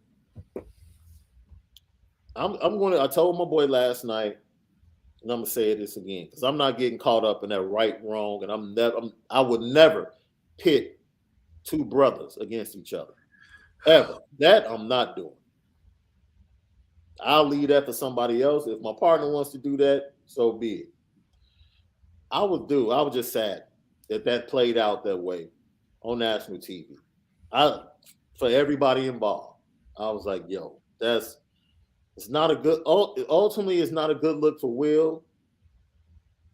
What Rock did, it's just, man, look. I wished at that point, I wished that I had the time stone and I could turn that thing back. Man, turn it back like all the way right before Rock did the joke and just whisper in his ear like, let it go. Just move on, dude. Just move on. Unfortunately, I couldn't get my Thanos on last night. Things are what they are.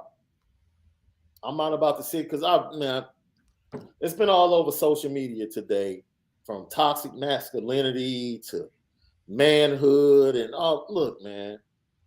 Shout out to Diddy, who went on his IG page and said, "Yo, everybody met. We got them together. It's squashed. They talked. It's good. Ain't no squash. This the only for me. thing. I'm like, that's all. For me, look. You go ahead. You speak your piece, bro. Because I'm done with it. I'm done with it. I just hope that I never get paid enough to where the money take the bite out of being a man. That's all. I hope I never make enough money to where somebody can walk on stage, smack me like that, and I don't do anything. I don't know how much money it takes to get the bite taken out of you. And the bite looked like it was taken out of Chris Rock. Now, if I'm Chris Rock, I just hope he got to be careful out there. Because now if he tell a joke and somebody don't like it, they just going to be like, you know what? I'm just going to do something about it. But let's be real. And that's not, it all could have been prevented if he at least defended himself. Because then it would have been an altercation that, okay, nobody wants to see that. Boom. Then there's nothing to talk about. He didn't do anything. So I don't know what kind of squash there was. It was nothing needed to be squashed because it was squashed, clearly. I just hope that in front of 20 million people, if somebody smack you like that, I would just hope in the right mind that you wouldn't be so thinking about other things other than yourself in that moment. Look, man. That's crazy. Look, that's crazy. Look, I can't. That's crazy. When I was younger, I got at somebody over my girl. But I can definitively say that it's very little right now. And this is because I know mine. I know mine. Everybody's different. Let's not act like the way Jada was looking didn't influence. Oh no, look, I get all whatever he was feeling. It built up for him. I'm just saying after the smack, you can't just let nobody smack you like that. This is the thing, dude. Manhood, dude. We get caught with manhood only being connected to physicality. The essence of manhood is how you use your mind, bro. Oh my God. The essence of manhood is how you use your mind, bro. Now somebody smacked you in front of 20 million people worldwide. Okay.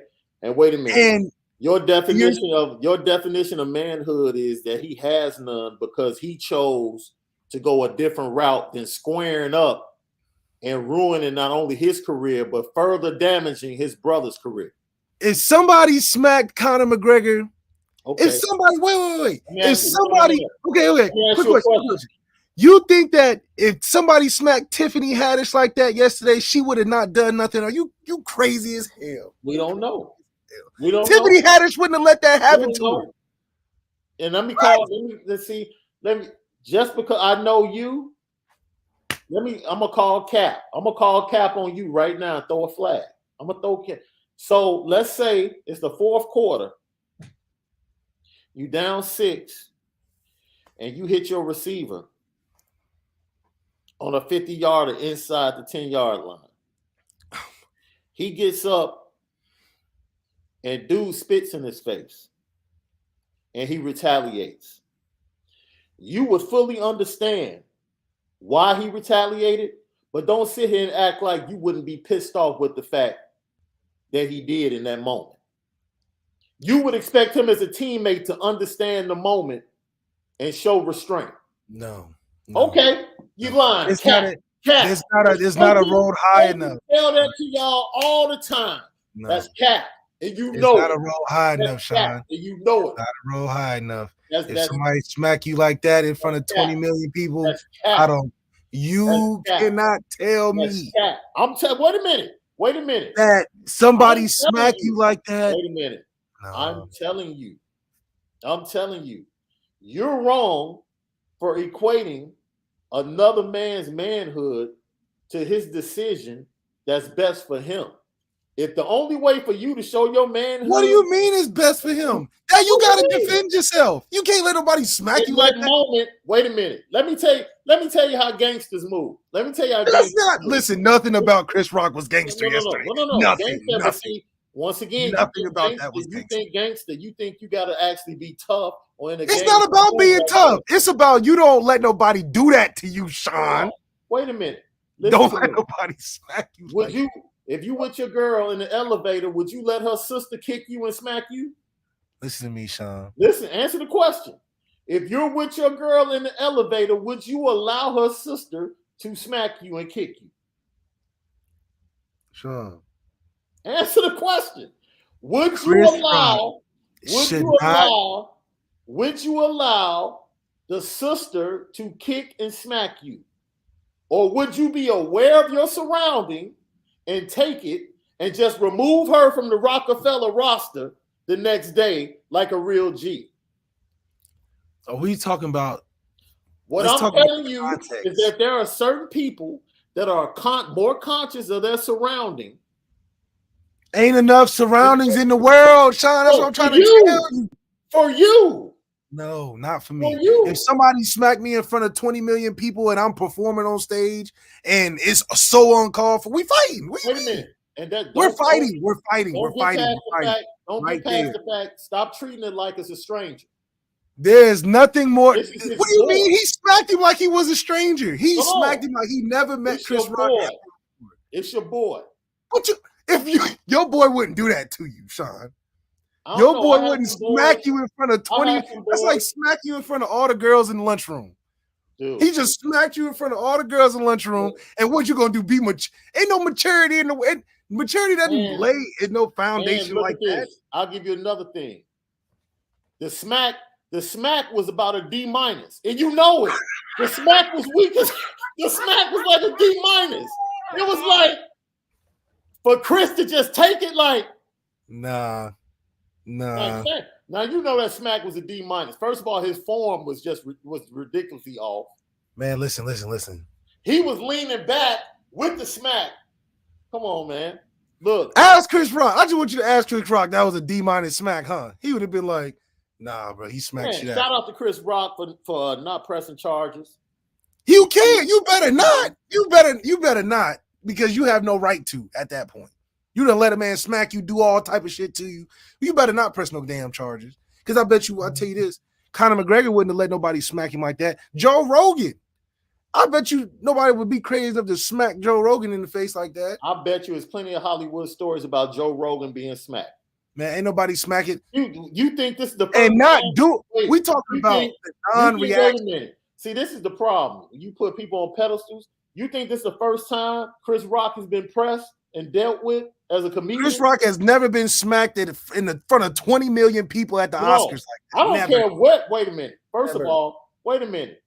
The number of people watching shouldn't change your principle on a man smacking you. No, it doesn't. I'm just saying that Okay, that then level, stop talking about the 20 million.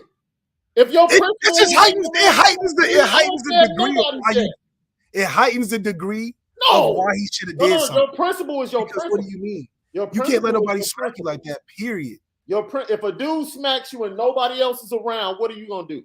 It's the same. It doesn't matter. Okay then. But in that situation, people are saying it's all mature. But people are saying it's all mature because he didn't do anything. That doesn't make you mature because you didn't do nothing. That's what all I'm saying. You said something about maturity. I said there are two ways of thinking in every situation. Every situation is two ways of thinking. You're of the mindset that there's only one choice to make. That's how people in that situation. There's only one person making that situation, and that's how people end up dead or in jail, thinking like that. Oh, you ain't dying at no Oscars. Come on now. No. We talking about in general. I'm talking about that situation. Thinking like that is what get okay. That's how people get shot dead. Thinking the only way they can deal with a situation and not you shouldn't live your life letting people smack the shit out you. Okay, let me ask you a question. If you walking down, if you happen to be in Chicago, and you walking down 63rd Street, and a dude walk up to you and smack you, what are you gonna do? We gotta fight. It's just, what do you mean? You're dead. You telling me if random people walking up smacking you, Shaun, you just gonna walk away? You're dead. So, well, I promise you, Shaun, nobody's just gonna walk. To prove you're a man. So just to prove you're a man, you just gonna go ahead and die. What you gonna stand on in your life? You gonna let people walk up to you and smack the shit out? I would rather stand on the next day, living and breathing, than to sit there and prove that I'm a man and die. Well, in that situation, Chris Rock wasn't gonna die, and he would have been all right retaliating. He just man. He just would have been able. He wouldn't have been able to do anything else ever. This dude is in the middle of a tour. So what? He smacked the shit out you in front of all of the people. Okay. You saying so what? So is Will gonna get hired again? So what? But he's responsible for more than 20. Is Will gonna get hired for something again? Say what? Is Will gonna get hired for something again? Will is pretty much his own boss. That's why he walked. So yes, he's gonna be on TV again, and Chris Rock will be on TV again. So neither one of their careers. Did the brand take a hit? Because you got smacked and didn't do nothing. Yes, the brand took a hit for Chris Rock. Did Will Smith's brand take a hit? No. Oh, he won an Oscar the same night and then got a video partying like nothing happened. You haven't watched conservative TV today, then. Man, Will Smith I got the video of Will Smith. I got the video of Will Smith dancing at the party holding the Oscar. Like nothing happened. But wait, did you see him in the corner crying during the commercial? Man, that's off the cameras. I know it was for cameras. No, don't pass that. After it happened, did you see him in the corner being consoled by Tyler Perry? So what? I feel good. He probably felt a good cry after smacking the shit out of somebody. Did you see his wife having to be consoled? So what? He smacked the shit out of dude. Where everybody like, oh, Jada was so happy. Jada was about to go home. Where was the camera of Chris? Why has nobody seen Chris after that? They knew. Why has nobody seen? Why has nobody seen Chris Rock? Just happened, bro. Why has nobody seen a video of Chris Rock since that him getting smacked up? I haven't seen nobody. I've seen the reports that he said no press charges. I haven't seen a picture, a video, or nothing since he got smacked. I want to know why. Why does he have to prove anything to you? Wait a minute. His decision was the best decision for him. It don't matter what he would have done. Yes, his best decision was to go into hiding. He don't want nobody to see his face. How about the dude is in the middle of a world tour?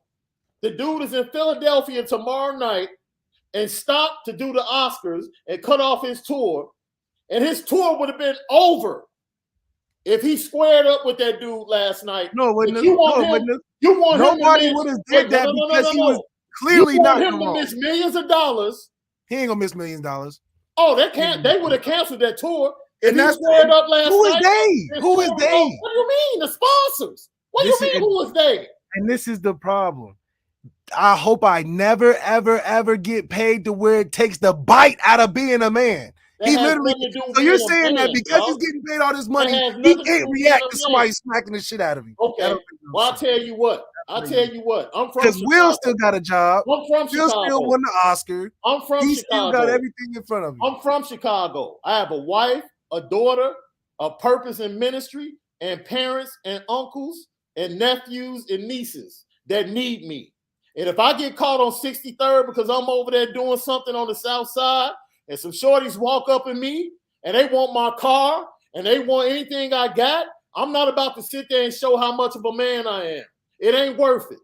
Nobody's okay. It ain't worth it. What about Will Smith and Chris Rock? Was that worth it? Does not work. You act like was Chris Rock worth it for everything. It does. Chris Rock wasn't thinking about no 63rd Street. He was thinking about that money though. He was thinking about his life and his money. Nah, ain't no life and money. That's all right, bro. So it's okay if you getting paid millions of dollars to somebody to smack the shit out you. Guess who's getting the last word? Guess who's Will got the last word. He dancing no. Not when Chris Rock's next special comes out. And nobody knows that. We know what happened right after that. The comedian always gets the last word. He ain't get the last word. He ain't even showing his face. He can't even show his face. The comedian always gets the last word. Not this time. Not this time. Always. Do you see how many memes they put of this man out there on the internet? 50 done put 6 memes. Dude, all this cat, he ain't a man because he ain't swing back. Get the heck out exactly. Here, he's not a man because he swing. Okay, so you telling me. Get the heck out of here. Chris Rock has a family, right? No. It's real slick for you to talk when you don't have a bunch of people. I'll give you a perfect example.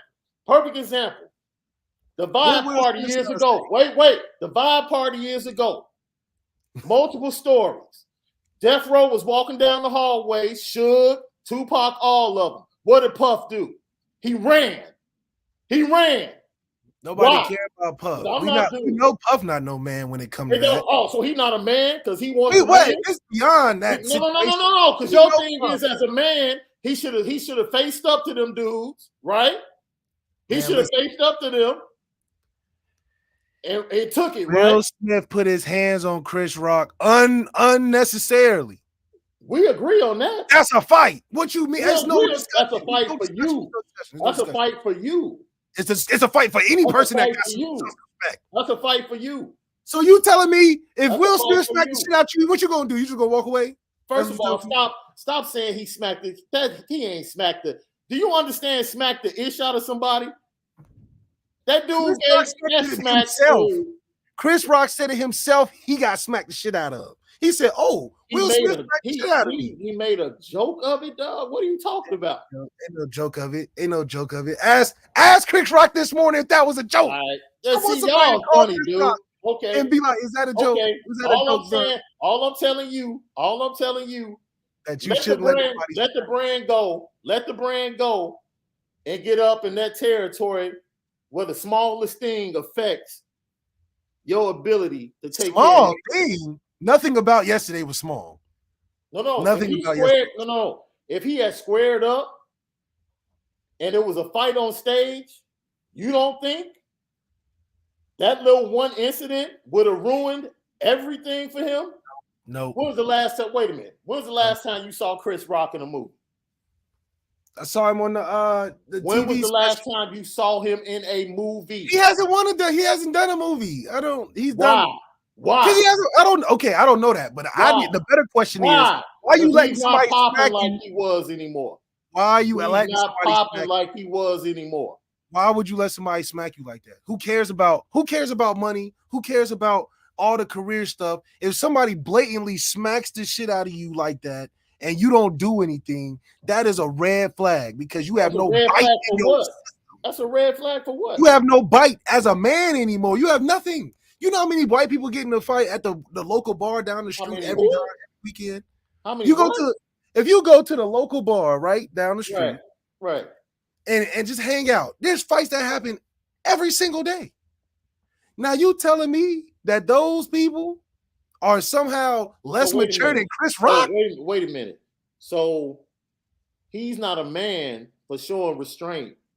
Restraint is it y'all? Restraint would be if they was arguing. You know, if Will was arguing and Chris Rock said something, they said, "You don't let me talk." You don't let me talk.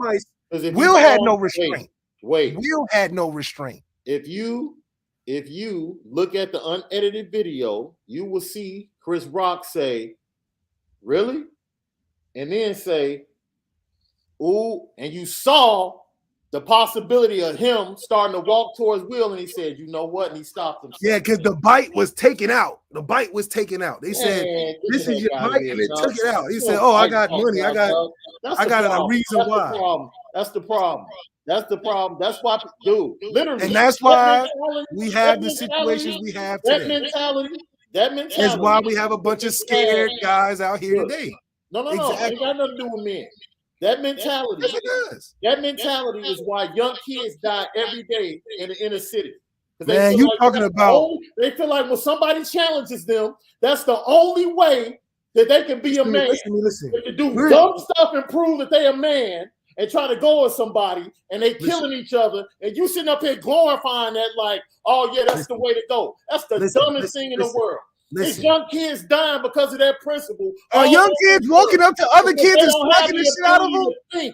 Are young kids walking up to other young kids and smacking the shit out? No, you can't convince nobody on this planet that you can sit there and tell somebody that, yeah, if somebody's wild now, they come up to you and smack the shit out you, that it's okay to not do anything. That don't make no sense. Wait. So based upon your principle, if they roll through your neighborhood and shoot at you, you should go shoot at them. Listen to me. We're putting this in the context of what just happened. Or else you're not a man. If they shoot at you, cannot allow. Them, right? That's your there's principle. Not a high enough road in the world. If a dude shoots at you in front of your house, do you go shoot at him in front of his house? Yes. What do you mean? Okay. Then I know that's the way you think. If somebody smacks the shit out you, Shaun, you can't sit there and say you don't do nothing. That's cool. The people will smack you every day for the rest of your life. Ladies and gentlemen, that's why young people die every day. No, it's not. Was Chris Rock going to die yesterday? Was Chris Rock going to die yesterday? I'm taking your principle. Was Chris Rock going to die yesterday? Because you made the blanket statement that it's if not a blanket somebody statement. does something to you, it's and not you a don't blanket respond statement. the right way, you are the man. That's what you said. That's what you said. It would be different if Will and Chris was arguing. And it's like, okay, that's restraint because they could have easily took blows out on each other, but they showed restraint. Now, somebody that didn't show restraint, and you talking about, oh, I need to still show restraint. That sounds like a weak beta male. What do you mean? Okay. So somebody just walk up to you. Now, we're not talking about arguing. We're not talking about getting into it. Somebody has assaulted you, and you talking about, yeah, let me just relax. Once again, a man can only be an alpha male when his only response is to respond with violence. That's the only thing that makes you an alpha male. Then you need to clarify yourself because that's what you've been saying. If somebody smacks the shit out of you for no reason and you don't do anything, it just shows a couple things. It shows that you don't have any bite as a man anymore, because that means if somebody can smack you like that for no reason and you all in the right, because let's just think, good and right and wrong is all subjective. So all this whole he could have handled it differently. He could have did this. He did this and that. He did this. That's very subjective because not everybody plays by the same rules. So when it comes down to one thing, it only comes down to one thing, and that's power and the power to change. What happened? Will Smith didn't like something. It built up for him, and he used the power to enforced it upon somebody else to change the outcome. And what happened? He made the dude stop talking about his wife. Period. All this other stuff, it don't matter because look at Will. 5 minutes later, he's taking the same acceptance speech. He ended up dancing with the Oscars, and you haven't seen Chris Rock since. And you know why you haven't seen Chris Rock since? Because it's too late. You already let the man smack you. If he retaliated like he should have because he was in the right to as a man, it wouldn't have been no big story. It would have been like, oh well, you hate to see that. Black people getting into it at the highest peak level or whatever. But I mean, hey, if anybody smack you like that, you got to respond. What do you mean? But now it's all messed up and Chris Rock feels way worse because he didn't do anything. And now all he got to do is sit at home and see everybody laughing at him and making all these memes about getting beat up and why you didn't do nothing. But everybody that's soft is going to tell you, oh, it's okay. Let him do that. You heard what Will Smith said yesterday. He was like, look, you have to sit in this injury and be constantly disrespected, constantly done it. I can't take it no more. And that's right. You don't got to. And it shows. One guy has a bite, another one doesn't. One guy looked a lot happier. His family was like, even his son was like, yeah, that's what we do. That's right. That's a family proud of a guy that was sick of the I was about to say something about that dude, but I'm gonna keep my mouth closed. Because that's hey. for him to tweet that is super cap. It may be super cap, but it ain't. It may be super cap, but not for the moment, not for his dad. Not for his dad. And Chris Rock ain't gonna say nothing. So let me know what Chris Rock gonna do about it? Let me know when you're done. Chris Rock ain't gonna do a damn thing. Let me know. Jada can say all the cap if it is cap or if it's not cap. Chris Rock will not do nothing because he didn't do nothing when he smacked him the last time. You done? Last thing I'm gonna say, our lucky lefty audiences out there, if somebody smack you like that for no reason, I hope to God that you would do something to defend yourself. That's all. That's all. If you want to talk, look. Even people in the hood ain't doing that to people, walking up to somebody and smacking the shit out of them like that. So that's why I'm like, oh, this whole, there's a difference between being stupid and defending yourself. And then there's another thing like what happened last night. That's all. I'm done now. You done? You sure? Because that's like, come on. Ain't a road high enough in the world. What do you mean? You sure you done? You sure you done? I'm done. No. I want you to get it all out. You done? It's all out. It just don't make no sense. Okay. Let me ask you a question. Since Will is a man, right? Because of what he did, right? He an alpha male, right? Will. Wait. Answer wrong. No. Is his response in accordance with being an alpha male? Whose response? Will didn't respond. Will did the action. It's this Chris Rock response. That's what he's talking about. It's Chris Rock's response to get smacked. Will responded to the joke, and his wife's look was his response to those two things in accordance with being an alpha male. To him, hell yeah, because he felt like he needed to defend what he felt was being, at that point, taken advantage of. And you can't, and I love that. I love that you asked that. You know why? Because people will love to tell you how you should respond to shit. They gonna love to tell you, oh, you need to say this. Oh, you need to do this. But why is it that other people can dictate what you're supposed to respond to? That don't make no sense.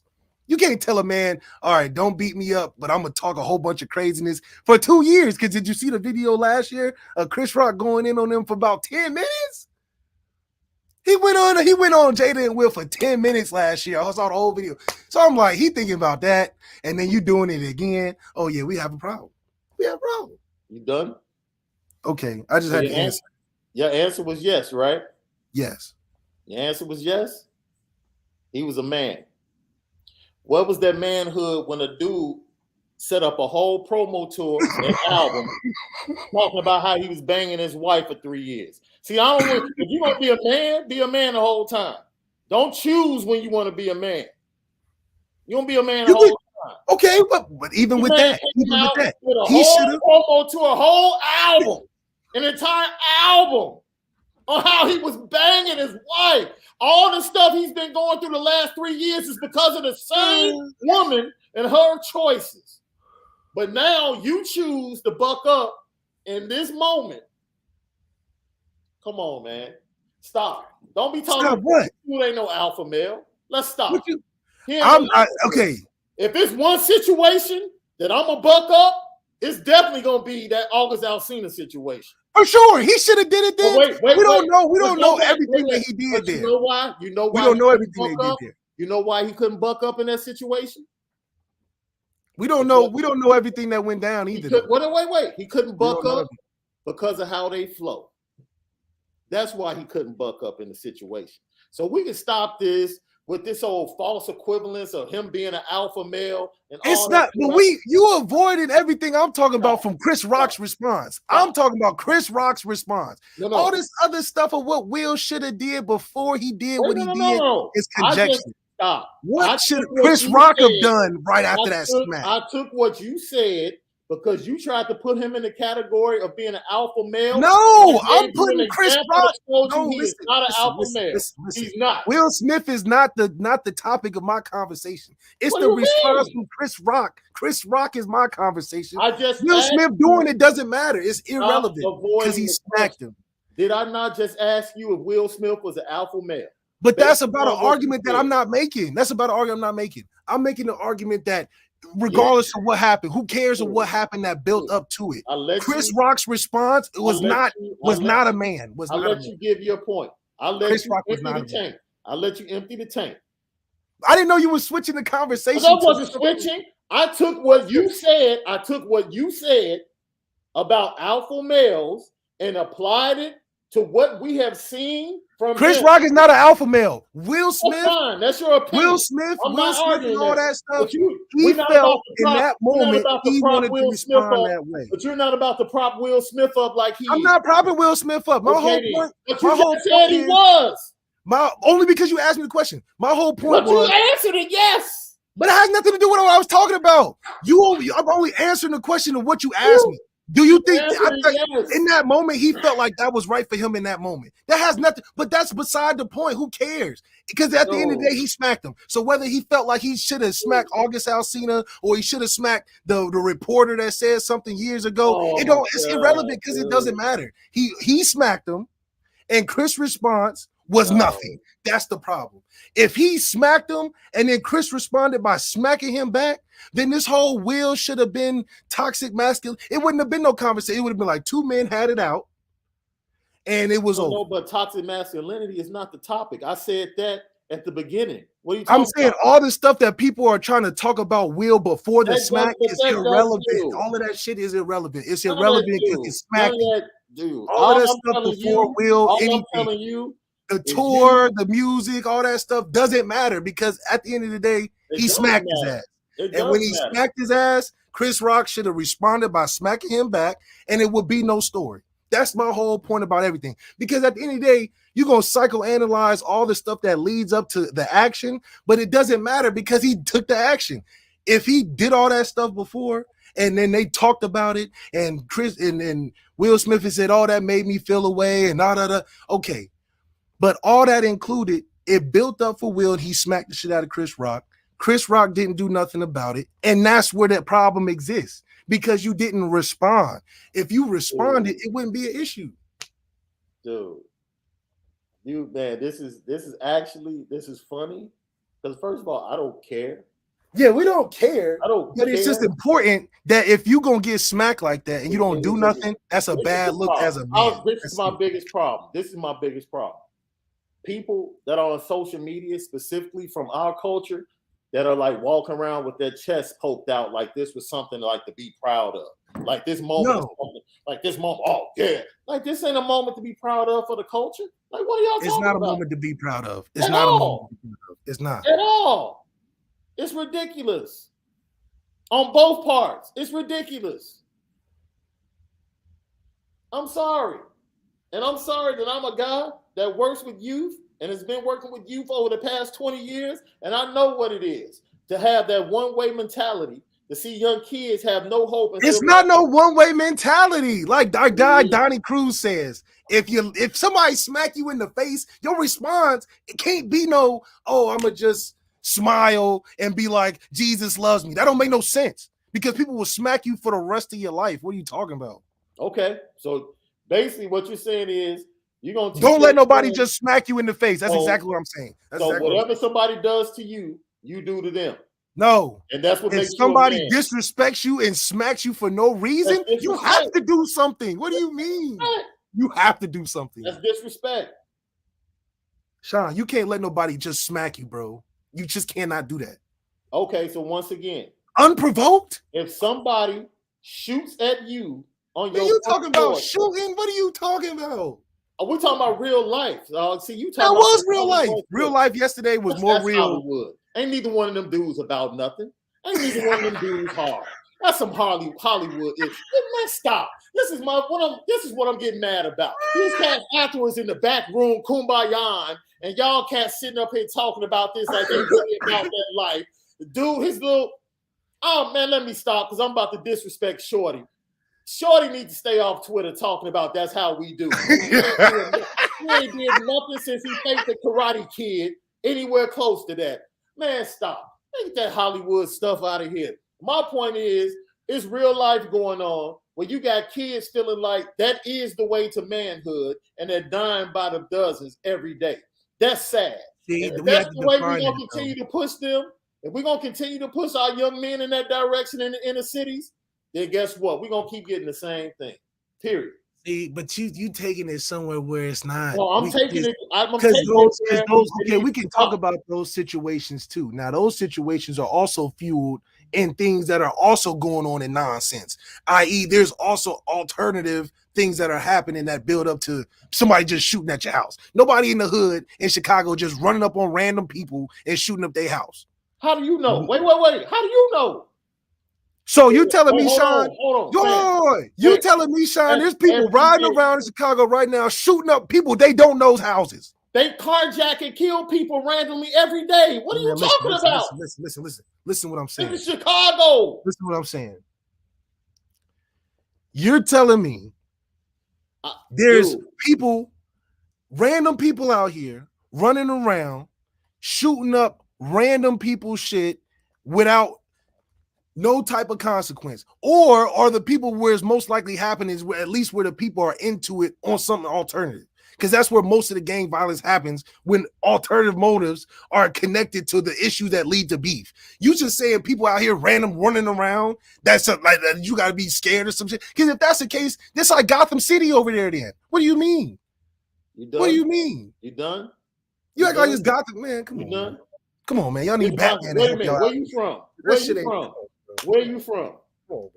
Where you from? What's higher of a percentage? People, where you from? What's higher the percentage here? Because we get into specifics. It's either a high percentage of you being a random person getting shot at or robbed, or are you being a higher percentage of being in gang-related issues, getting shot at or robbed? Which is a higher percentage? I'm telling you, you just asked me a question. So let the dude from Chicago, the South Side in the Wild Hundreds, let him tell you what's still going on in Chicago. Yes, young cats are randomly still walking up on cats because they standing in a certain spot and they don't look like they're from the neighborhood and randomly shooting at cats in packs. Look at how specific that was. Look at how specific that was. Well, you might happens every day. How much more specific? Look how specific that was. That's different. That tells me that has to be at least less than 5%. Because not everybody in Chicago that's black doing that. How many? What's the percentage of black people in Chicago doing that? There's a billion. We should ignore it because it's 5%. No, we're not ignoring it. We're not ignoring it. The point is, minimizing because it's 5%. That's just the same argument as saying like, rape victims should have abortions, but rape victims of abortions like 1%. So the other 99%, those cases aren't happening the same way. So when we talking about respecting, it's true. How many the percentages of people, you're talking about a principle of young kids feeling like violence is the only way, and you want to bring in abortion to talk I'm saying to use the percentage like, everybody out here that is trying to make a stance for manhood or defending themselves is stupidly doing it if they react physically if somebody does something to them. And that percentage of things that happen where those altercations end up in death because somebody retaliated to somebody else doing something to them, that's a lower percentage than somebody just walking up to you, smacking you, and you not doing nothing. That's a real life situation compared to, if you're in a gang and somebody shooting up your house. First of all, that's cap, because this ain't the 90s and 2000s. No, kids don't smack each other no more. What you mean? People get smacked every day. That's what I'm saying. Not Chicago. Man, come on. bro. Now, come on, bro. Now people not getting smacked. No, nobody's getting smacked. People don't know. There is no square up going in Chicago. It's all about guns right now, bro. I'm telling you what's going on here. If you don't want to believe it, that's on you. I'm not saying that people not. If it was all about that, then we would easily be able to sit down and talk to these kids and be like, yo, it is what it is. That ain't what it is. I'm sorry. There has been an evolution of the principle of if somebody does something to me, my response is to do this to them. And now it's evolved to only gunplay. There is no hands. Back in the day, when that mentality existed, when I was growing up, you would get jumped and you were able to live the next day. It ain't like that. What's the percentage of that happening? At all the black people that live in Chicago, how many black people live in Chicago? About 1.5 million. 1.5 million. It's dropping. A lot of people. So I don't know what the official totals are now. Is it closer to a million or less than a million? No, it's more than a million because it was like 10 years. I think 10 years ago it was like close to 8 million. Okay.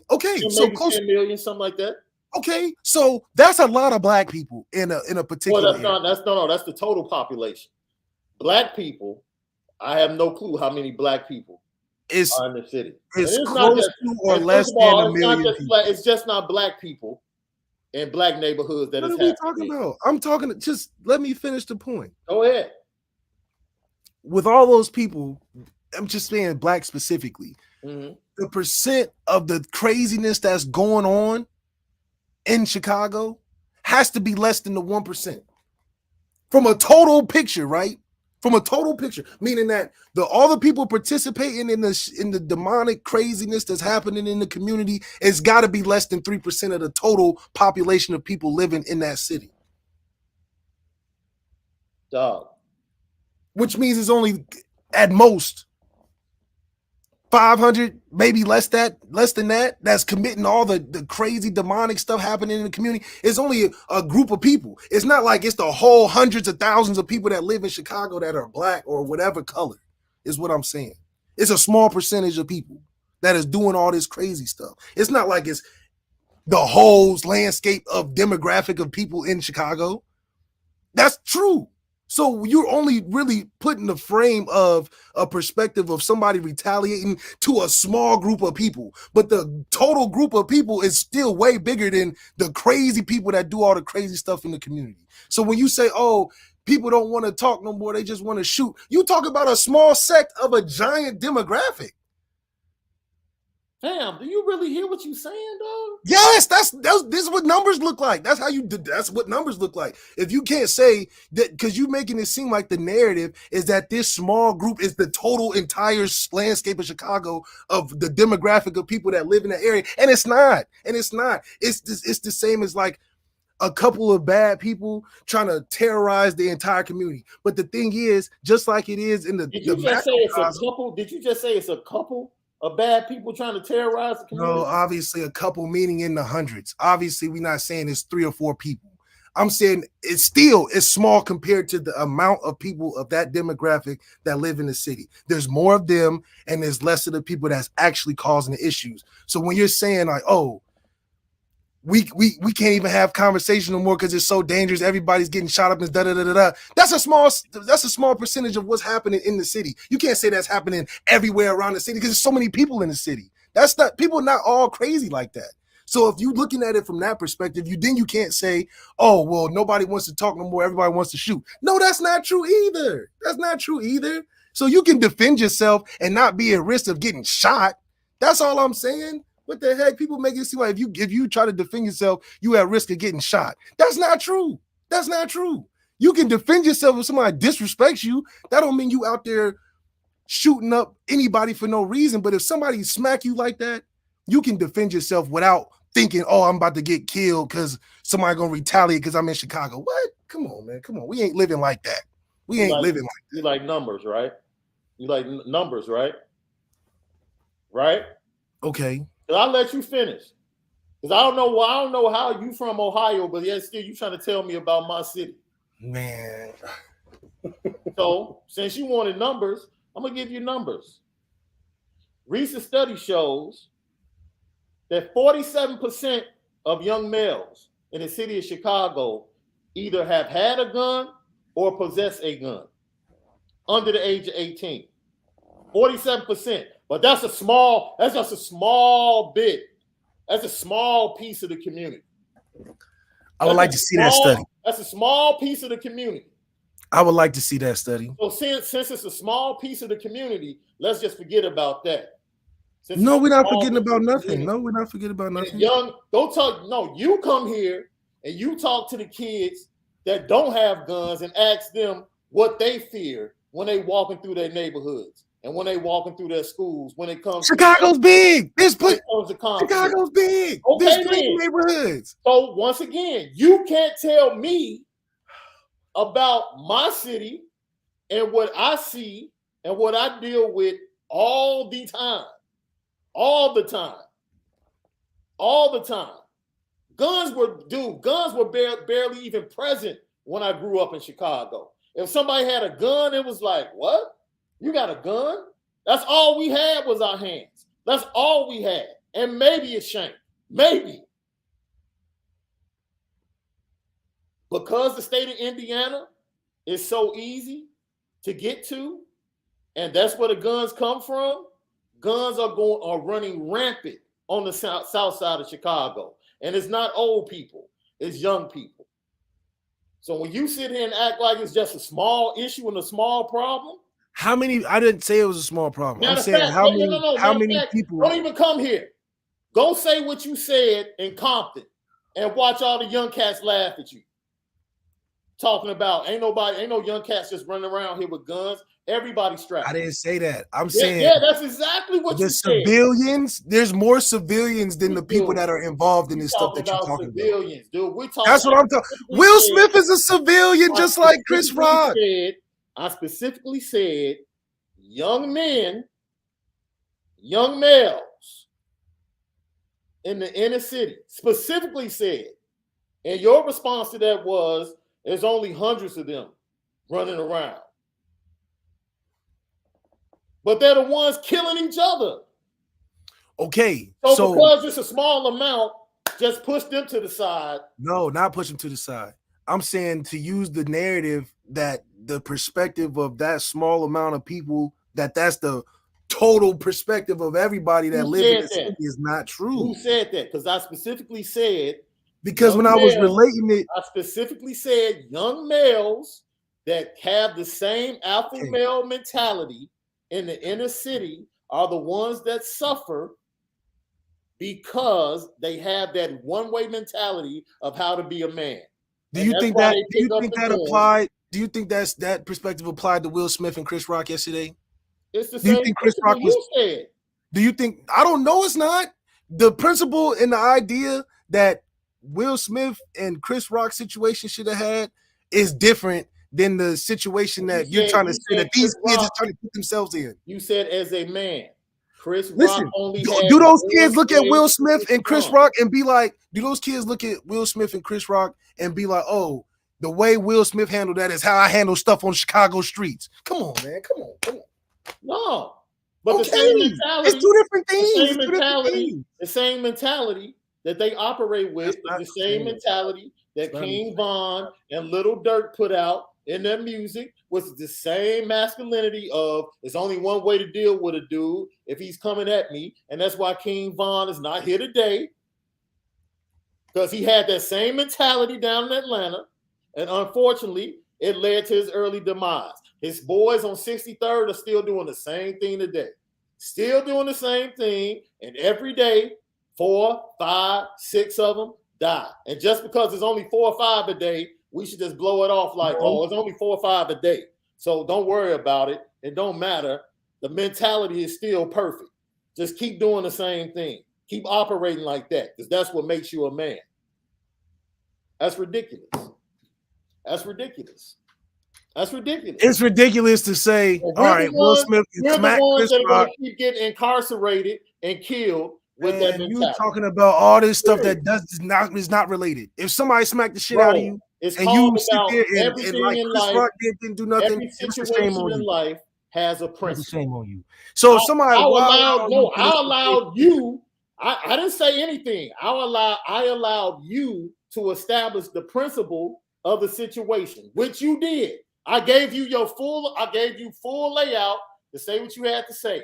Your words, I took them, what you said, and applied it to life. To your argument, not my argument. My argument was about Chris Rock. You kept talking about what about Will? What about Will? What about Will? What about Will? Said the principle is there's no biting him as a man. There's no biting Chris Rock. Yes, there's no biting Chris Rock. Male. There's no one thing in life, he's not an alpha male. Chris Rock had everybody has an opportunity. You said because of one decision in Chris his Rock life, did not defend himself. He's not an alpha male, right? Chris Rock didn't defend himself. So he's not an alpha male, right? He had a chance to show, and he didn't show. He's not an alpha male, right? You can't think he is. You can't think he is. He had a chance to defend himself, and he didn't defend himself. Alpha male. And he didn't defend himself. Okay. Once again, I took that same principle and applied it to other things in life. Chris Rock didn't defend himself, and you're saying that, dude, it's cool. But you're saying that like that was a badge of honor that he didn't do anything. That's not a badge of honor because he didn't retaliate. That's not a badge of honor. Chris Rock's life wasn't at risk. Cruz, first of all, Donnie Cruz don't know what he's talking about. Because I guarantee you, I got more street cred than Donnie Cruz. See, this is the foolishness I'm talking about. Just because somebody betters their life and allows their children, rich. They're both rich. No, I'm talking about me now. Just because somebody betters their life and allows their child to get a better education in a different place, that don't snatch me and who I am. Because you can't walk up on me and smack me. Oh, wait a minute, Shaun. You were supposed to let him smack you, and you were supposed to talk about how you want to live to see another day. I never said, not one time did I say I wouldn't have done what Chris Rock did. Did you ever hear me say that? Well, as long as we agree on that, then that's okay. No. What I did say, though, is I don't believe in calling somebody less of a man because they choose to make a different decision than me. That I won't do. I would never question a person's manhood because they did something different than me. I'll never do that. That's where we differ. I started off once again. See, I know what I'm doing. I'm the point guard. So I prefaced the story by saying, I have dealt with somebody. Did I not say that? I said, I have dealt with somebody over my girl before. Did I not say that? Was that not the first thing I said? Okay, then. I made it clear. I made it very clear. There's no judgment coming from me on either side. Either side in this situation. Nah, there needs to be some judgment. Either side. What I'm not going to do is allow that whole situation of, this is the only way you got to think. No, I'm not with that. Well, all right. Well, I'm going to let you know, just like you said, I'm not letting Will Smith smack me like that either. That's all. And that's fine. If somebody smack you like that. But you got to stop short. You got to stop short of calling a man, taking somebody's manhood, dog. Man, listen. That's stop. Manhood is defined by. If that's the case, it's a lot of manhood. Manhood is defined by protect, defend, conquer, and destroy. That's based on that. It's built off of raw aggressive energy. That's the. Oh, wait a minute. So this is my raw aggressive energy. This is my thing, and I'll close with this, And we thank everybody that stayed to hear our discussion, heated debate. Please don't think we was going at each other like real. Oh no. That's just conversation for us. Mm-hmm. This is the dude. See, I'm a person, I like authentic people, right? So I feel like if you're gonna live life, be you, but be you in all situations. Don't pick and choose. When you want, if you're gonna be hard, be hard. You know what I'm saying? If you're gonna be whatever you call an alpha male, be that dude all the time, right? Otherwise, to me, you false flagging. You false flagging and you faking the funk, and now I don't respect you, right?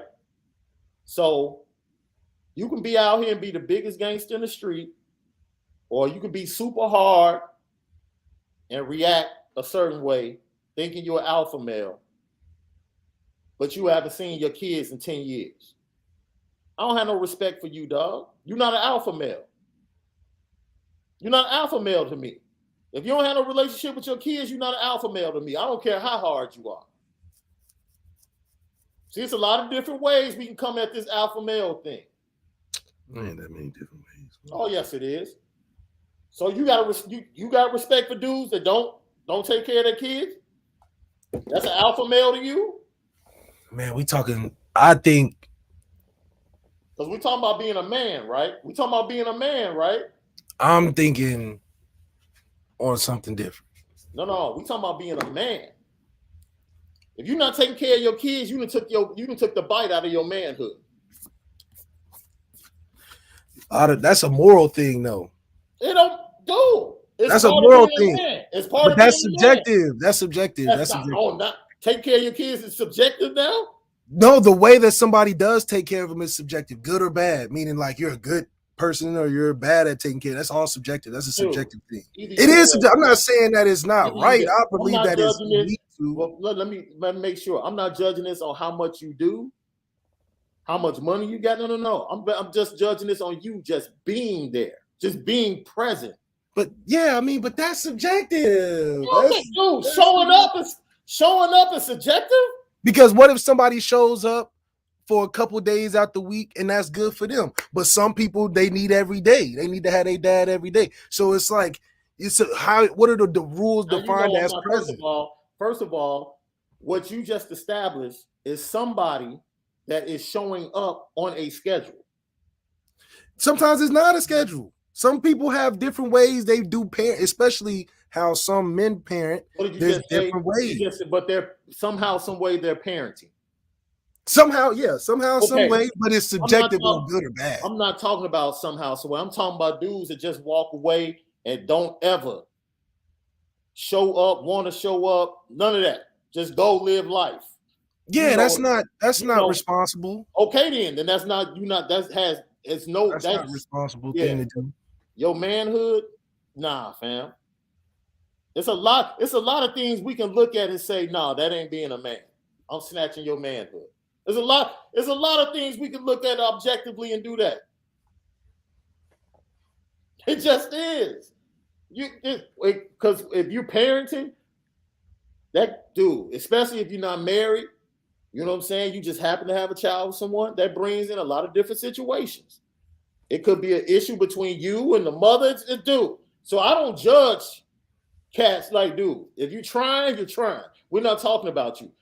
I'm talking about the millions of kids that have just been left because it exists, and dude makes no effort at all. Yeah, that's not responsible. That's not a good dad. So for me, I can sit up there and say, yo, you ain't a man. That's like the very essence of being a man. Like your seed, take care of it, protect it, cover it. You refuse to do so, you ain't a man. But, hey, that's all I'm saying, man. I want people to be able, hey, I'm sorry, I'm a thinker. I've had one fight in my entire life.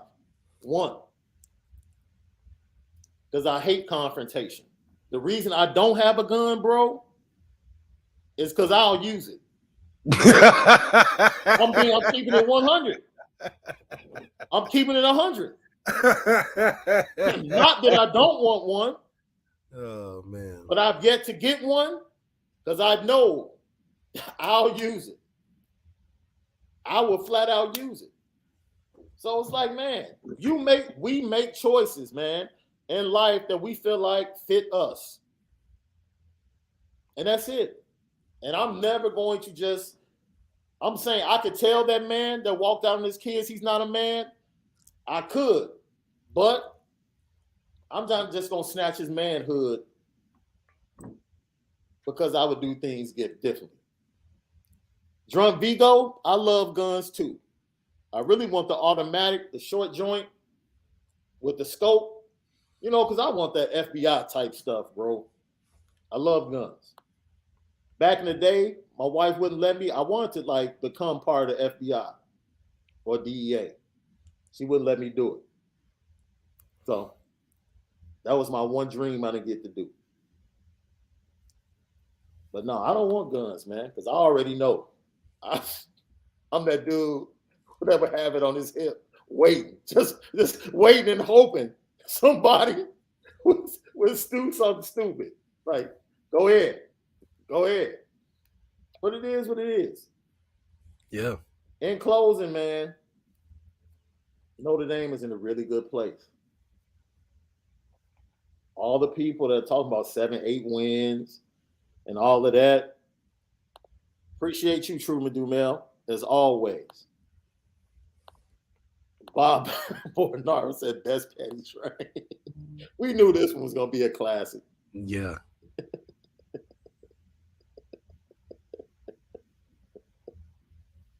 Yo, let's see. Antoine Porce-Rideau, Jay-Z getting attacked by Beyonce's sister is different from Chris getting slapped by Will Smith. That's a man slapping you. That's Dude. what I'm saying. You can't let no man slap you. I don't care, bro. It ain't no roll high enough. Man, look. Just like you said, Malice in the Palace for them NBA players. Oh, it's coming. Fans talking crazy. It's coming.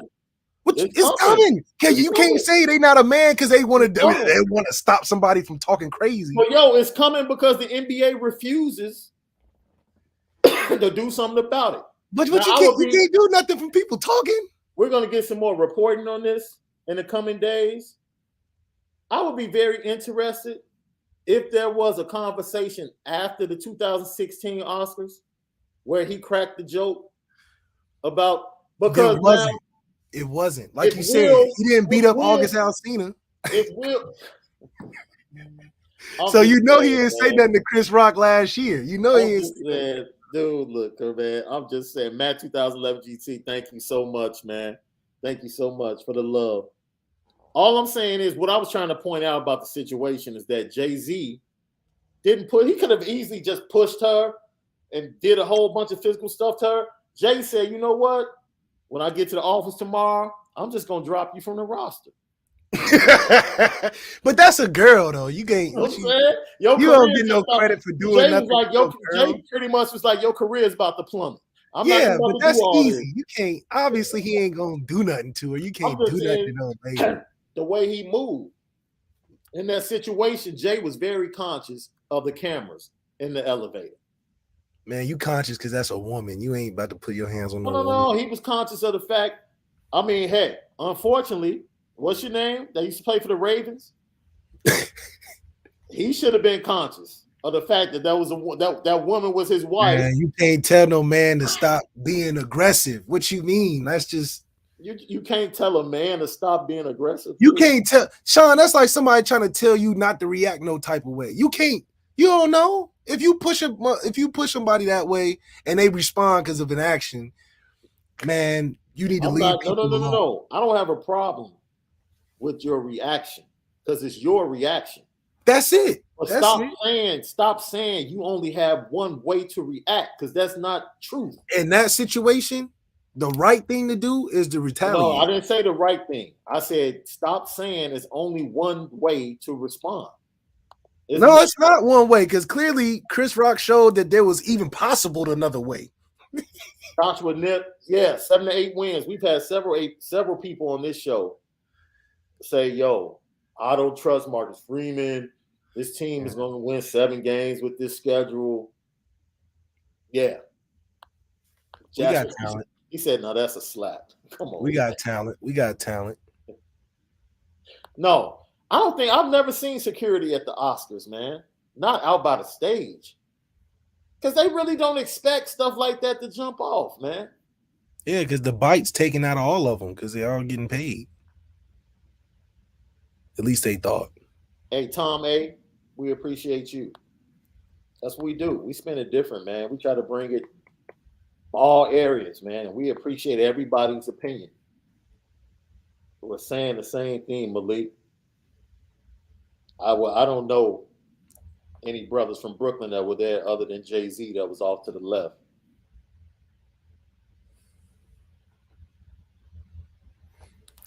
That's funny because cats like that, cats like Jay-Z, your boy Kanye. That's why your boy Kanye said he got shooters. Yeah. Kanye said, I know where you at, DL. See, man, I'm sorry. I apologize. That's that Chicago in him, bro. That's that Chicago. Like, come on, man. It's DL Hughley, man. Like, Dude about 65 right now. Why are you talking about you got shooters for this man, dude? he just overcame COVID. Oh man.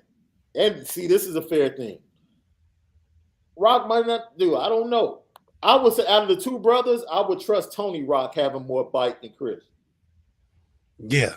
Out of the two brothers. Like Charlie having more than Eddie. Yeah. Definitely. So yeah, Charlie Murphy definitely wouldn't have took that slap. Definitely wouldn't have took. Okay, so we know the broadcast would have been over. It would have been over, right? And you know what? It would have been a better story, and it would have been cool, smoothed over, because people know what would have happened. You know what I mean? tables and furniture would have been moved around, man. Dude, see this once again. I understand because I said I wouldn't have let him just smack me. So I understand. What I'm telling you is I'm not snatching his manhood just because he didn't understand. That man Will snatched it. You don't have to snatch it. Will snatched it. That man might have a resume of a whole bunch of manhood situations in his career. I don't know. What they say, in one moment can ruin your whole reputation. That's what I'm saying. That's unfair. Just one situation, you just gonna let it ruin everything? Finito. Yeah, dude. Chappelle definitely needs to make a skit out of that. I'm with that, Bobby O. And on top of that, man, Netflix, go ahead and send a deposit over to that cat.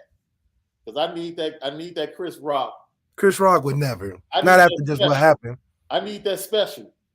Well, first of all, this is the thing.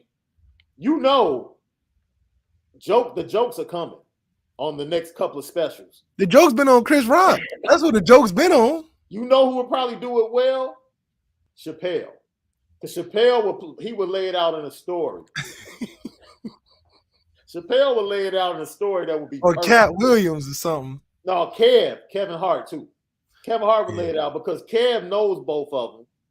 So Kev would probably be like, man, I was kind of in between, man. You know what I'm saying? Like, I had to call Chris. He wasn't picking up my call. I had to go see him. He was laid up. Kev would make it funny. And dude, the SNL skit definitely is probably coming. Definitely. They probably coming this Saturday. You know, they quick. Dude, we love it. So, Dante Moore, I mean, there's nothing, we're not going to have any more information on Dante Moore. He's visiting. He'll be there 2 days. Malik has been telling you Notre Dame is going to be the choice for like 3 months. I hope. So it's like, we don't know what else to say. Like, gotta wait and see, I guess. But part 2 of the interview coming soon. It's coming soon. That's all we got to say. That's right. That's all we got to say because we spend it different. Yeah, man. I still feel bad about everything. I just feel bad, man. I just feel bad for everybody involved, man. Just stop. And for the culture, stop sticking your chest out for either side, man. This ain't nothing to wear as a badge. Like, yeah, that's how you do it at the Oscars. No, that's not how you do it at the Oscars. No. Like, what are we doing? Oh, bro, go get some rest, man. That's right. Go get some rest. Go get you an ice pack, Chris. Oh, man. Will had a great time. He was dancing. He was singing Summertime, holding the award. I mean, no sweat on his back. Oh, man. Did Jada go to the after parties? I didn't see her in the videos. Nah, she went home. She had to play damage control. Will said, I'm out. I'm already a winner.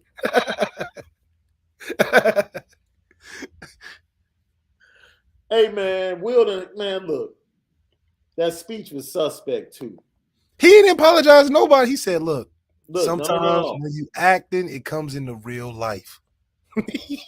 Like, don't blame Richard Williams for this, dog. Richard Williams ain't got nothing to do with this. You see how he tried to throw it off on his acting career? Nah, nigga, that was you. West Philadelphia, born and raised. That's all you, fam. You and Charlie Mack. Charlie Mack was probably in the back, like, yeah, that's my boy. Get his ass.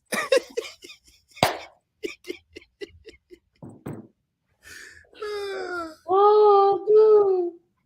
This has been the best, dude. We just did 2.5, dude. Like it was nothing. Like it was nothing.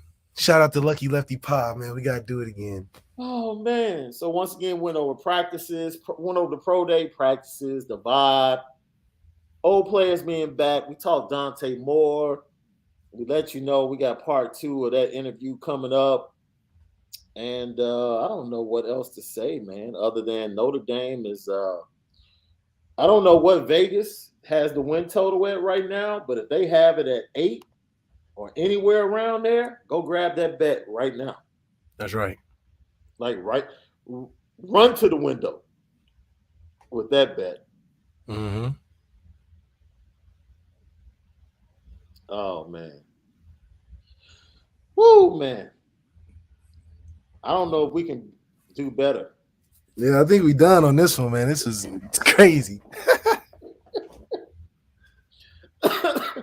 As always, man, it's been a different today. I'll see you guys same time tomorrow, man, for another edition.